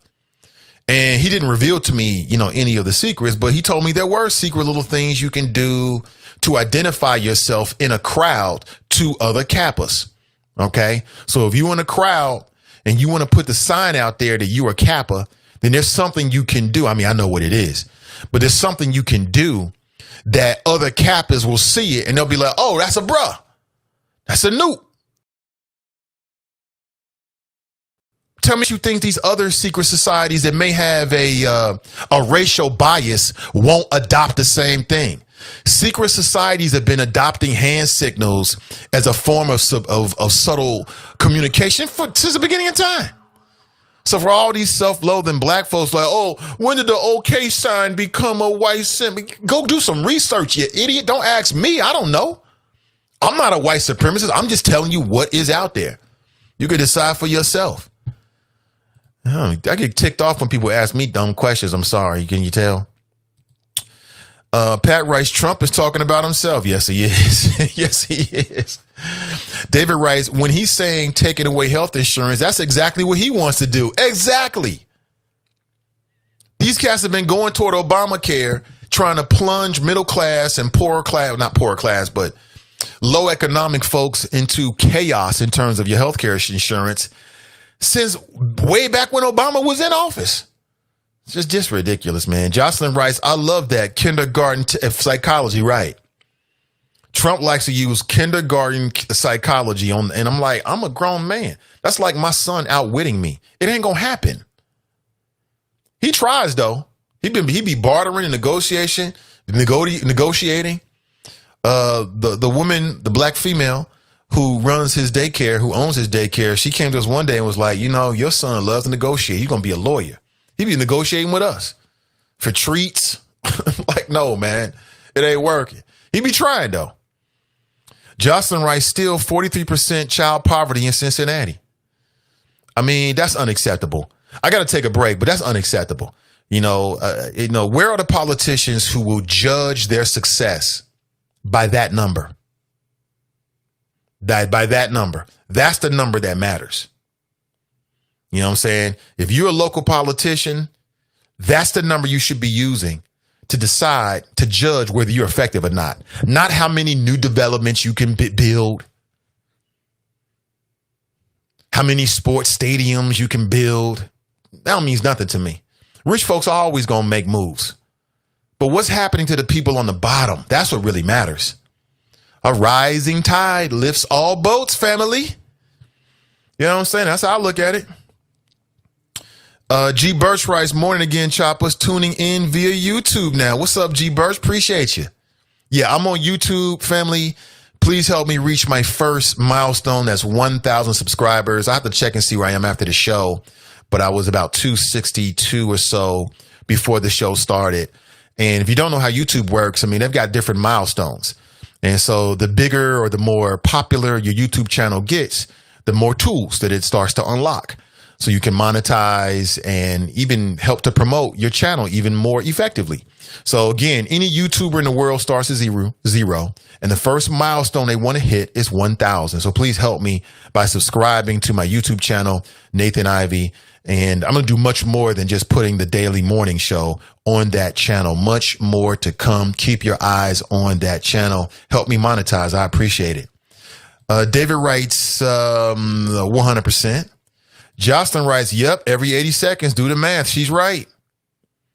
David writes, before any nut jobs like Slop invades the show with that toxic nonsense, it's Kamala, not Kamala. You're right about that. He knows. JC's in the house. She writes, Trump's casinos were money laundries for his mob friends. His Russian mob friends? What's up, JC? Damn, she bringing the heat. Talking about Kamala, she did. She did. I mean, to my recollection, everything she said about Trump in that statement yesterday is true.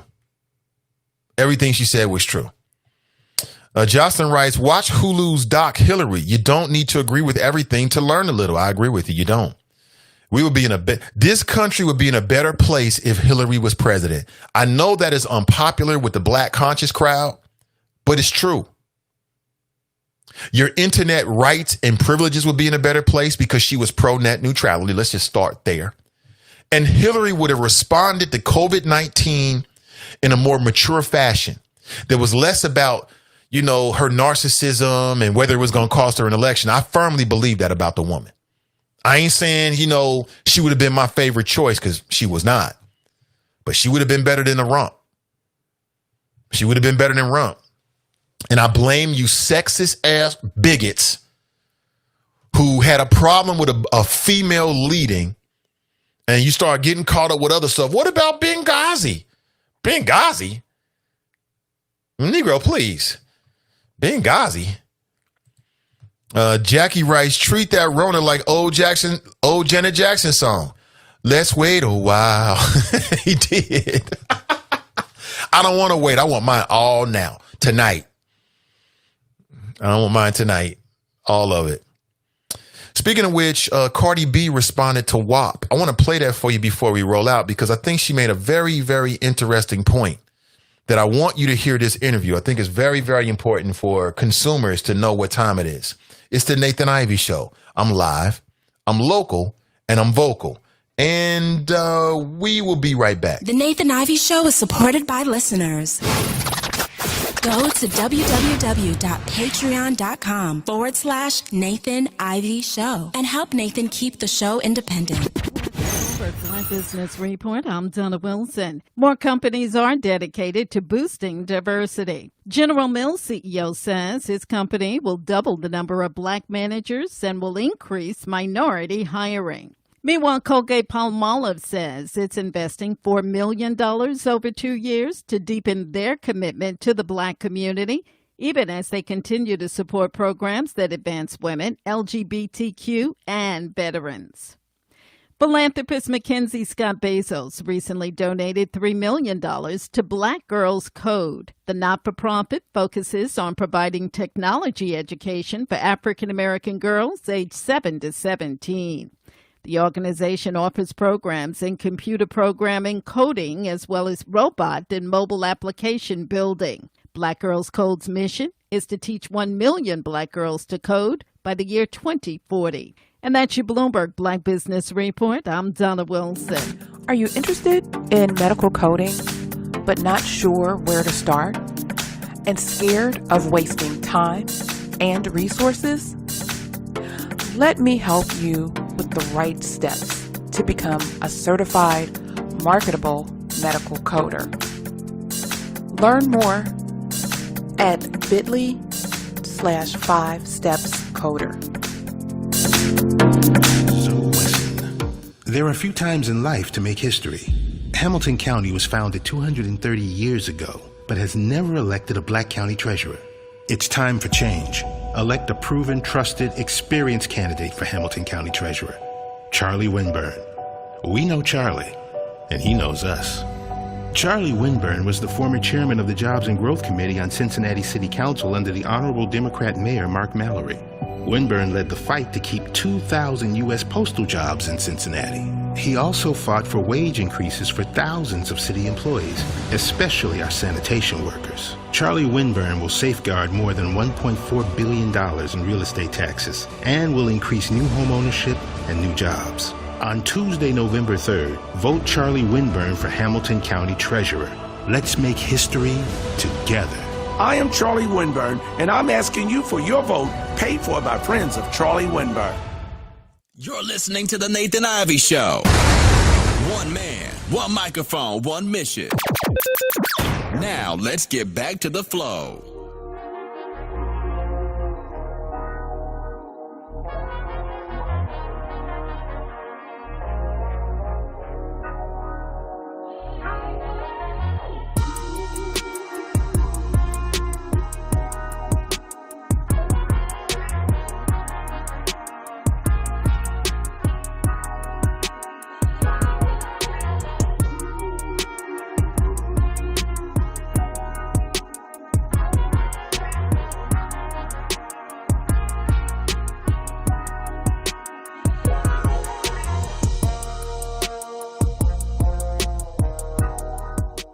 People be lying. I'm telling you, people be lying. People be saying they don't like hoes and don't like that pussy talk. People love it. People love it. They love it because I know. All right, let me break in here because I have not edited this. So, just to give you a heads up, she's going to say some stuff. This is Cardi B's interview. She sat down with some folks online and she responded to all the criticism of her new song called WAP, which is an acronym that stands for Wet Ass Ussy. Okay, we grown folks fill in the blanks. But I want to give you a heads up. I know people might have their children. You might be at work. So just so you know, I'm going to start this from the beginning. Check this out. People be lying. I'm telling you, people be lying. People be saying they don't like hoes and don't like that pussy talk. People love it. People love it. They love it because I know a lot of female rappers, they be talking about, the community and the unity, and they're very woke. And it's just like, there are really good rappers, but it's like, y'all don't be streaming them. And then y'all be complaining because y'all want us to rap about those types of stuff. And it's like, okay, but there is a rapper for that. There's different rappers that rap about those things that y'all want to hear. They are conscious rappers. But y'all not going to them. So you can't be mad. You can't be mad because you fake like talking about pussy. So that's Cardi B. And she did an interview. I'm not sure who those folks were, but shout out to them for getting that interview. I'm sure they're going to do great numbers. And she makes a very interesting point that's so true. And that is, people say one thing and they do another all the time. Consumers say one thing and they do another. So she right. People do love that ussy talk. They do like sexually explicit music. And she's right about that. The way the industry is set up, if you're a conscious female rap artist, you're not going to be as big as she would be if she's willing to talk about sexually explicit things. And I brought this point up yesterday when we talked about it, the day before we talked about it. You know what I'm saying? These artists are in it to be big as possible. They're in it to make money. And if that's the road to making money, it is what it is. And I also made a connection between that and Tyler Perry. See, a lot of black men, a lot of people will criticize Tyler Perry for his Medea character. How he do that? Oh, he's selling out. Black man in a dress. I don't like Medea. But then you praise him for his business acumen in building Tyler Perry Studios. And what I'm here to tell you, family, is you can't have one without the other. Tyler Perry was able to build that off the back and success of Medea. If he never made that character, he never would be in a position where he is right now with Tyler Perry Studios, period. So is it worth it? Is it kind of like the ends justify the means? You know what I'm saying? And I'm telling you, consumers say one thing and they'll do another all the time. They talk that, I want that conscious ish. And as soon as the ratchetness hits on, you on that ratchet stuff. And I'm not criticizing you because I understand that, like for myself, I'm into a lot of different things. I don't just sit around watching documentaries all day. It's too damn boring. I said it before. I love me some reality television. I used to love that ratchet ish. Flavor of Love, I used to watch. I was here for all of that. You know what I'm saying? That doesn't in any way bring down my intelligence or I'm no less a conscious person. I'm just a complicated, fragile human living in the world. That's it. So for all the people that criticize Cardi, it's like, okay, if she start talking about the community, if she start rapping about the community, you wouldn't even be paying attention to it. You know, it's just like Public Enemy. Public Enemy has still been making music, but nobody pays attention to it, do they? Nope. It's a lot of conscious artists out there today that's talking about relevant stuff. It's got nice beats. It's bangers, but they ain't playing it on commercial radio, are they? Nope.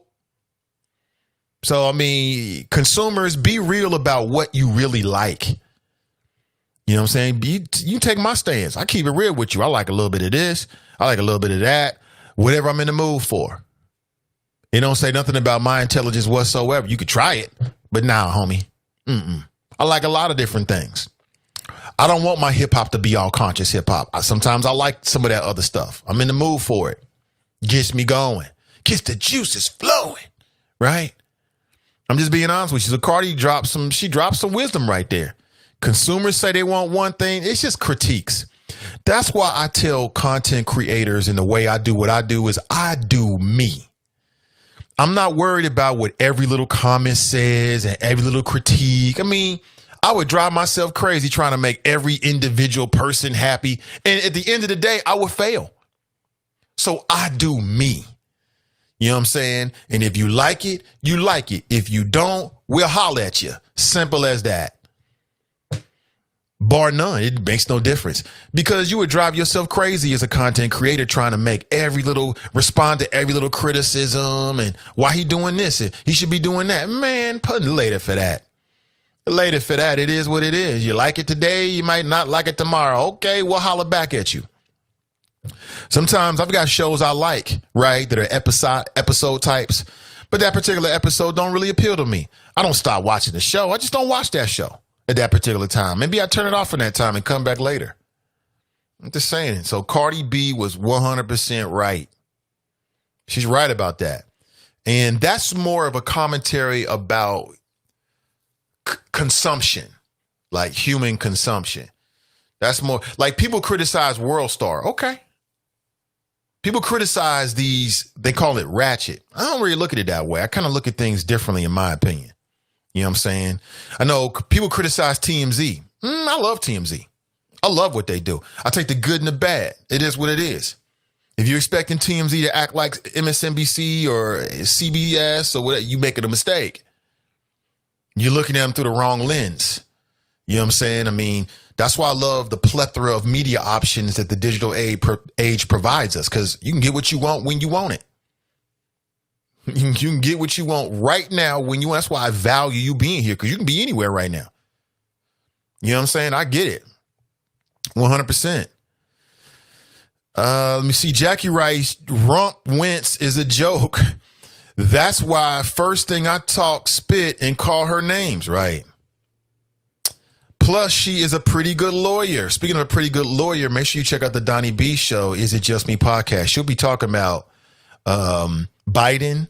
She'll be talking about numerous things on Fridays at 12:30 p.m. We're connected on Facebook. Then you'll see when I post.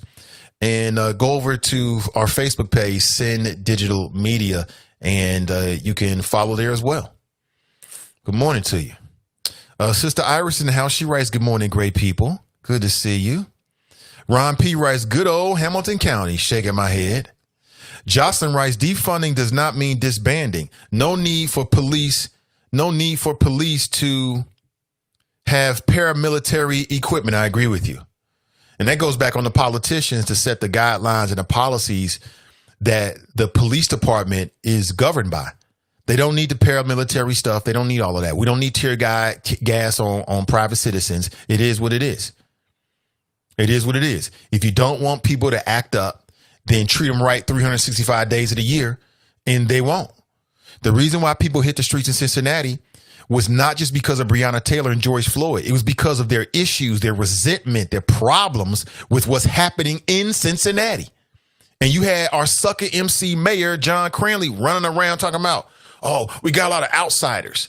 Yeah, but you also got a lot of insiders as well, John, or Mr. Cranley. I mean, deal with it. Be real with it. I'm just saying. Fast Pitch writes, hey, good to see you, Fast Pitch. As always, she writes, and bloodshed, don't forget bloodshed. No real revolution has happened without it. Always good to see you. Steve writes, good morning, all my good people. Hey, good to see you, Steve. TNT's in the house. She writes, good morning to you as well.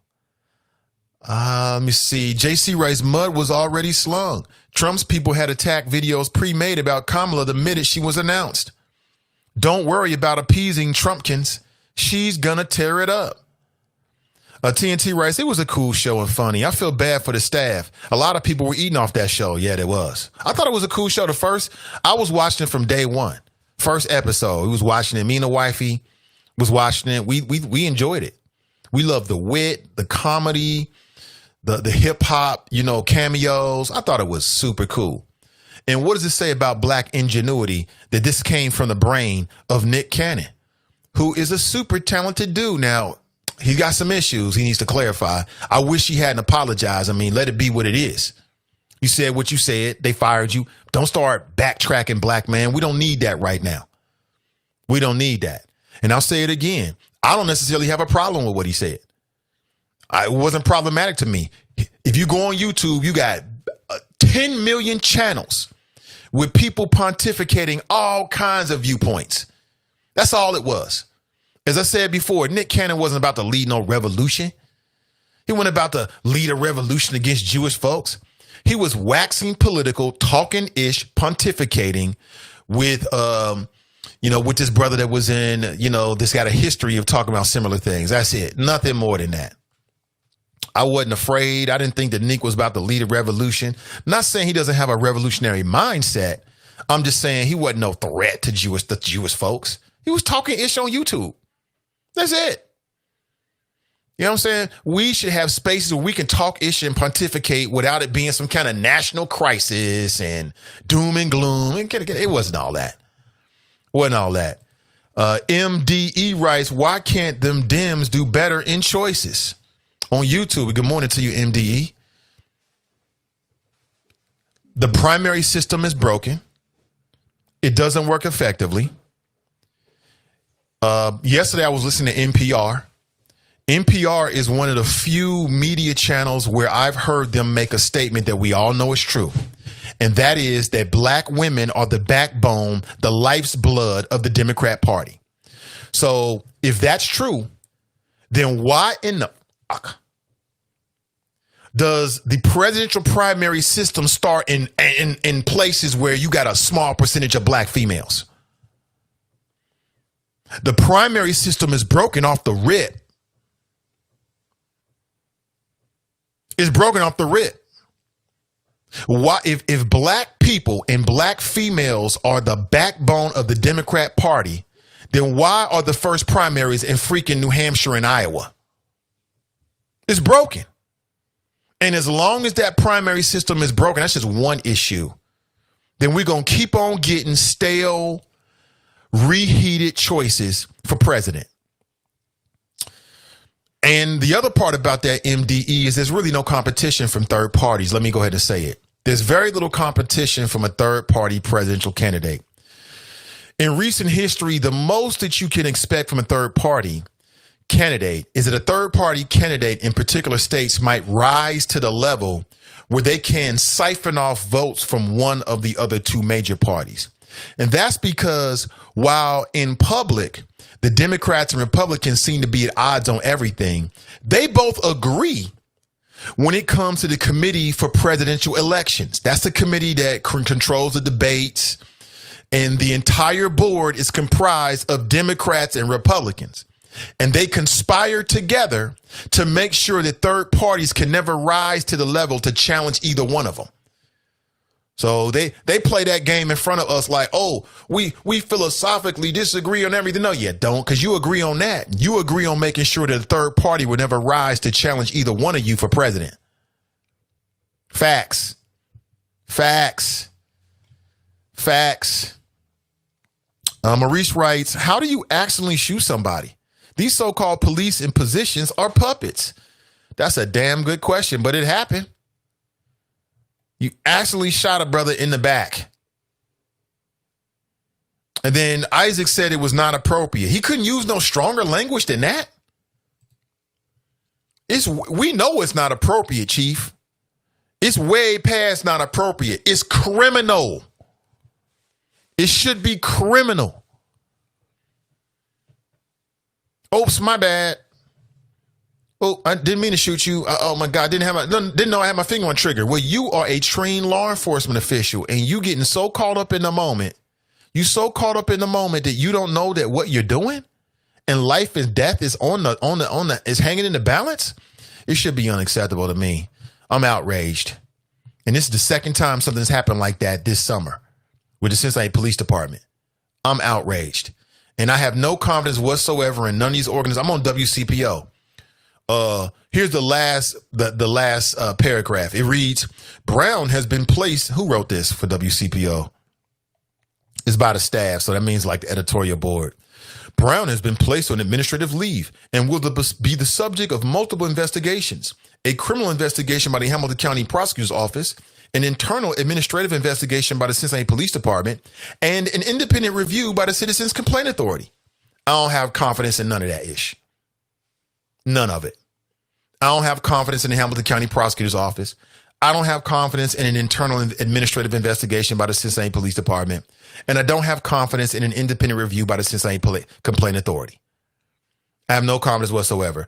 This officer would probably be, as long as he doesn't piss off somebody like important that works in law enforcement, in the campaign, as long as he don't do that, he'll be back on the force. He'll get a little slap on the wrist and be back on the force, and he can accidentally shoot somebody and kill somebody again. I'm just telling you. Let's see. MDE writes, Trump knows this is going to be an easy smear campaign. She writes, why don't y'all read? Who are you talking to? We all read. Let me see. Sarah writes, good morning. He's talking to Sister Iris. Sean writes, preach, brother. It's good to hear you. Makes my morning go quickly. Great. Great. I'm glad to be here. I want to be a resource. That's why I'm here. That's why I do this. It ain't that. I'm telling you. Mr. Resident House Negro, who is that? Brenda writes, good morning. Falasse writes, yes, and I keep screaming borders. Maurice writes, when the president signs executive orders, the power goes to FEMA. TNT writes, aha, you better think before you speak. Dara writes, get him, Nate, tired of his ish. I guess this goes back to when I was talking with Draw. Let me flash forward here. Let me flash forward. A lot of people, he say he's the most hated man in the chop shop. He might be. Oh, he said that brother Fame. So what happened, Fame? Fame got in his feelings because I didn't defend him. This is what I think. Fame got in his feelings because I didn't defend, or either he's busy. You know, if he's working on his projects, I listen, but he's always been a strong voice on the show. But something tells me that Fame got in his feelings because I didn't support him when he said that Mason Mahler was going after him. And I just gave you my true thoughts, man. I mean, you know, it comes with the test of the internet. You are the number one offender, but then you want to get offended. I don't get it, man. I don't get it. But I wish the brother the best no matter what he's doing. Ashley writes, and these senators need to stop blaming Trump as well. I don't like Trump at all, but not everything is his fault. But nobody wants to have that conversation. Not everything is his fault. Okay. I think it's fair to say that not every move that Trump has made has been a wrong move. I think that's fair to say. But when it comes to the way that he conducted himself with COVID-19, in my opinion, that is 100% his fault. You know what I'm saying? He's in charge of what comes out of his mouth. He's in charge of how he responds, and he responded poorly. And a lot of people got sick, and a lot of people died because of it. And it is what it is. You know what I'm saying? Hold on, we got a call here. Let me take it. If you want to share your thoughts this morning, 513-873-7134. Good morning. I'm not sure if this is a call right here. Matter of fact, listen, if you're calling, make sure you call me on that number, 513-873-7134. It's very important. Very important. Jeffrey writes, Dieters is a clown. Dieters is not a clown. Dieters is in a very important position. He makes very important decisions. He has a lot of influence. He's not a clown. I wouldn't call him a clown. I would say he doesn't represent my values. And I think we can do a lot better. You know, I was just having a conversation the other day about Fanon Rucker. And, you know, I hope that brother's campaign is doing well. I'm going to reach back out to him. I hope that campaign is doing well because, you know, right now he's the only shot we got. And I've said it before, I'll say it again. If Fanon Rucker is going to beat Joe Dieters, it's going to take more than just votes. It's going to take a lot more than just votes. It's going to take people who are part of his campaign. And I don't know who's running his campaign. And I do know he's doing some digital stuff where he's kind of like counting down the days. And he asked Joe Dieters for a debate. And it looks like Joe Dieters is evading him. And the reason why is because if you're Joe Dieters, it's kind of like, well, you know, I don't need to debate you. You know, debating you could potentially be a damage to, you know, my campaign, because when you get into a debate, man, it's just like a fight. It's just like boxing. Anybody can win in a boxing match, one punch. And anybody can win in a debate, one line, one question. It could change the course of an entire campaign. So some might say it's smart for Joe Dieters not to debate Fanon. But, you know, I just look at Alicia Reese, and I look at what she was able to do during COVID-19. And I look at that as a guide on, you know, how to run a campaign successfully, how to put yourself out there even when you're in isolation. And, you know, I'm paying a lot of attention. I think Alicia Reese is a very smart woman. I think she'll be a very good Hamilton County commissioner. And I think that for people that want to be elected, they should pay attention to what she's doing and how she keeps herself relevant and do the same thing. That's what I think. I got a lot of respect for her. Let me see. Nicole writes, hey, Nate, where is Robot Arm? You told my son. That's hilarious. He just comes in and takes over the show. I'm trying to groom him and my daughter to pick up the microphone. You know, they watch Daddy do this every day. They hear Daddy. They're in the home. My daughter's upstairs right now. She listens. Sometimes she watches the show. And, like I said, whatever I don't accomplish, hopefully they will. I'm very pleased at their development. I'm very pleased at Medium Buddha. I just can't say enough. She has developed into a very smart, very headstrong, young woman, like teenager.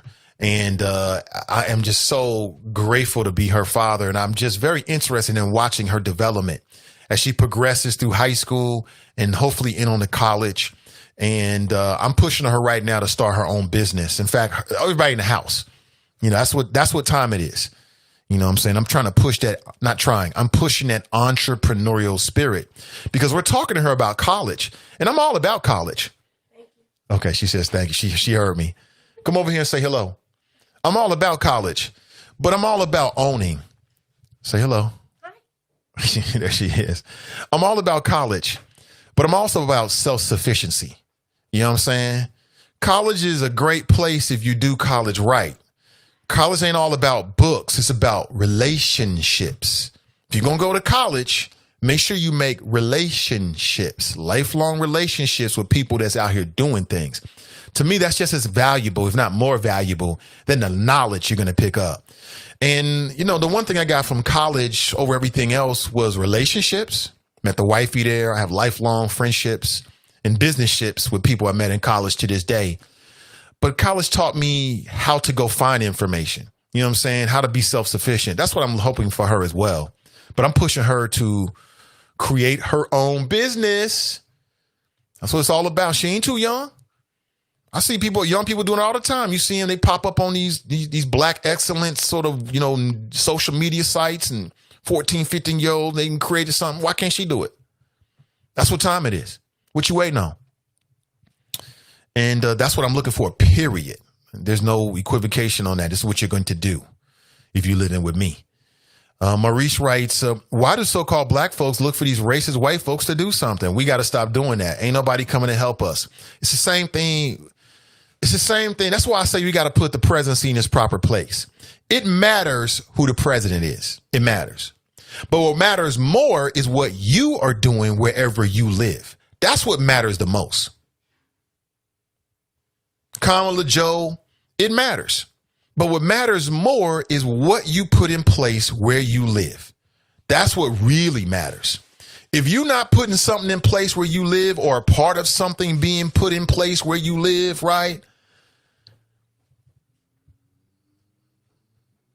Then what difference does it make at the end of the day? Kendall writes, good morning. Maurice writes, we have to do for ourselves. Stop looking for the problem creator to be the problem solver. Facts on facts on facts on facts. Carmelita writes, good morning, Nate and the Choppers. Good morning to you. David writes, gets your CCWs. Absolutely. The new Dayton Black Panther Party is not a hate group. They were just protecting us at the Crawford rally as armed black security. And it was just as many white people there as there were protecting as well as black people. Yeah, I mentioned that earlier. The Southern Poverty Law Center says that Dayton Black Panther Party is a hate group. Just saying. That's their words, not mine. Professional Reimbursement Network writes, YouTube, love the YouTube format. Welcome to the family. Share the love. Absolutely. Of course, that's our sponsor for the show. There's a link in today's description and you can go right back to their website. Matter of fact, let me put it back on the screen here. If you're interested in medical coding, and there's so many opportunities out there, this could be a real opportunity for you. You can sign up for a free 5 steps to become a certified marketable medical coder. Just go to bit.ly/5stepscoder and also go to their website, 3dubs.ohioprn.com. And again, just to make it convenient for you, there's a link in the description of today's show. Go check them out. Black owned. That's what we do. That's what we do. Proud to be working with them to promote what they're doing. That could be a real opportunity in these days and times. Like I said, all this nonsense about how you feeling, get over that. This is an opportunity right now. Everybody being shut in, build something. Do something new. Do something new. TNT writes, Tyler Perry Studios is huge with armed guards smack right in the middle of the hood. We were trying to get my fam a job application. The PA said, Back the F up, LOL.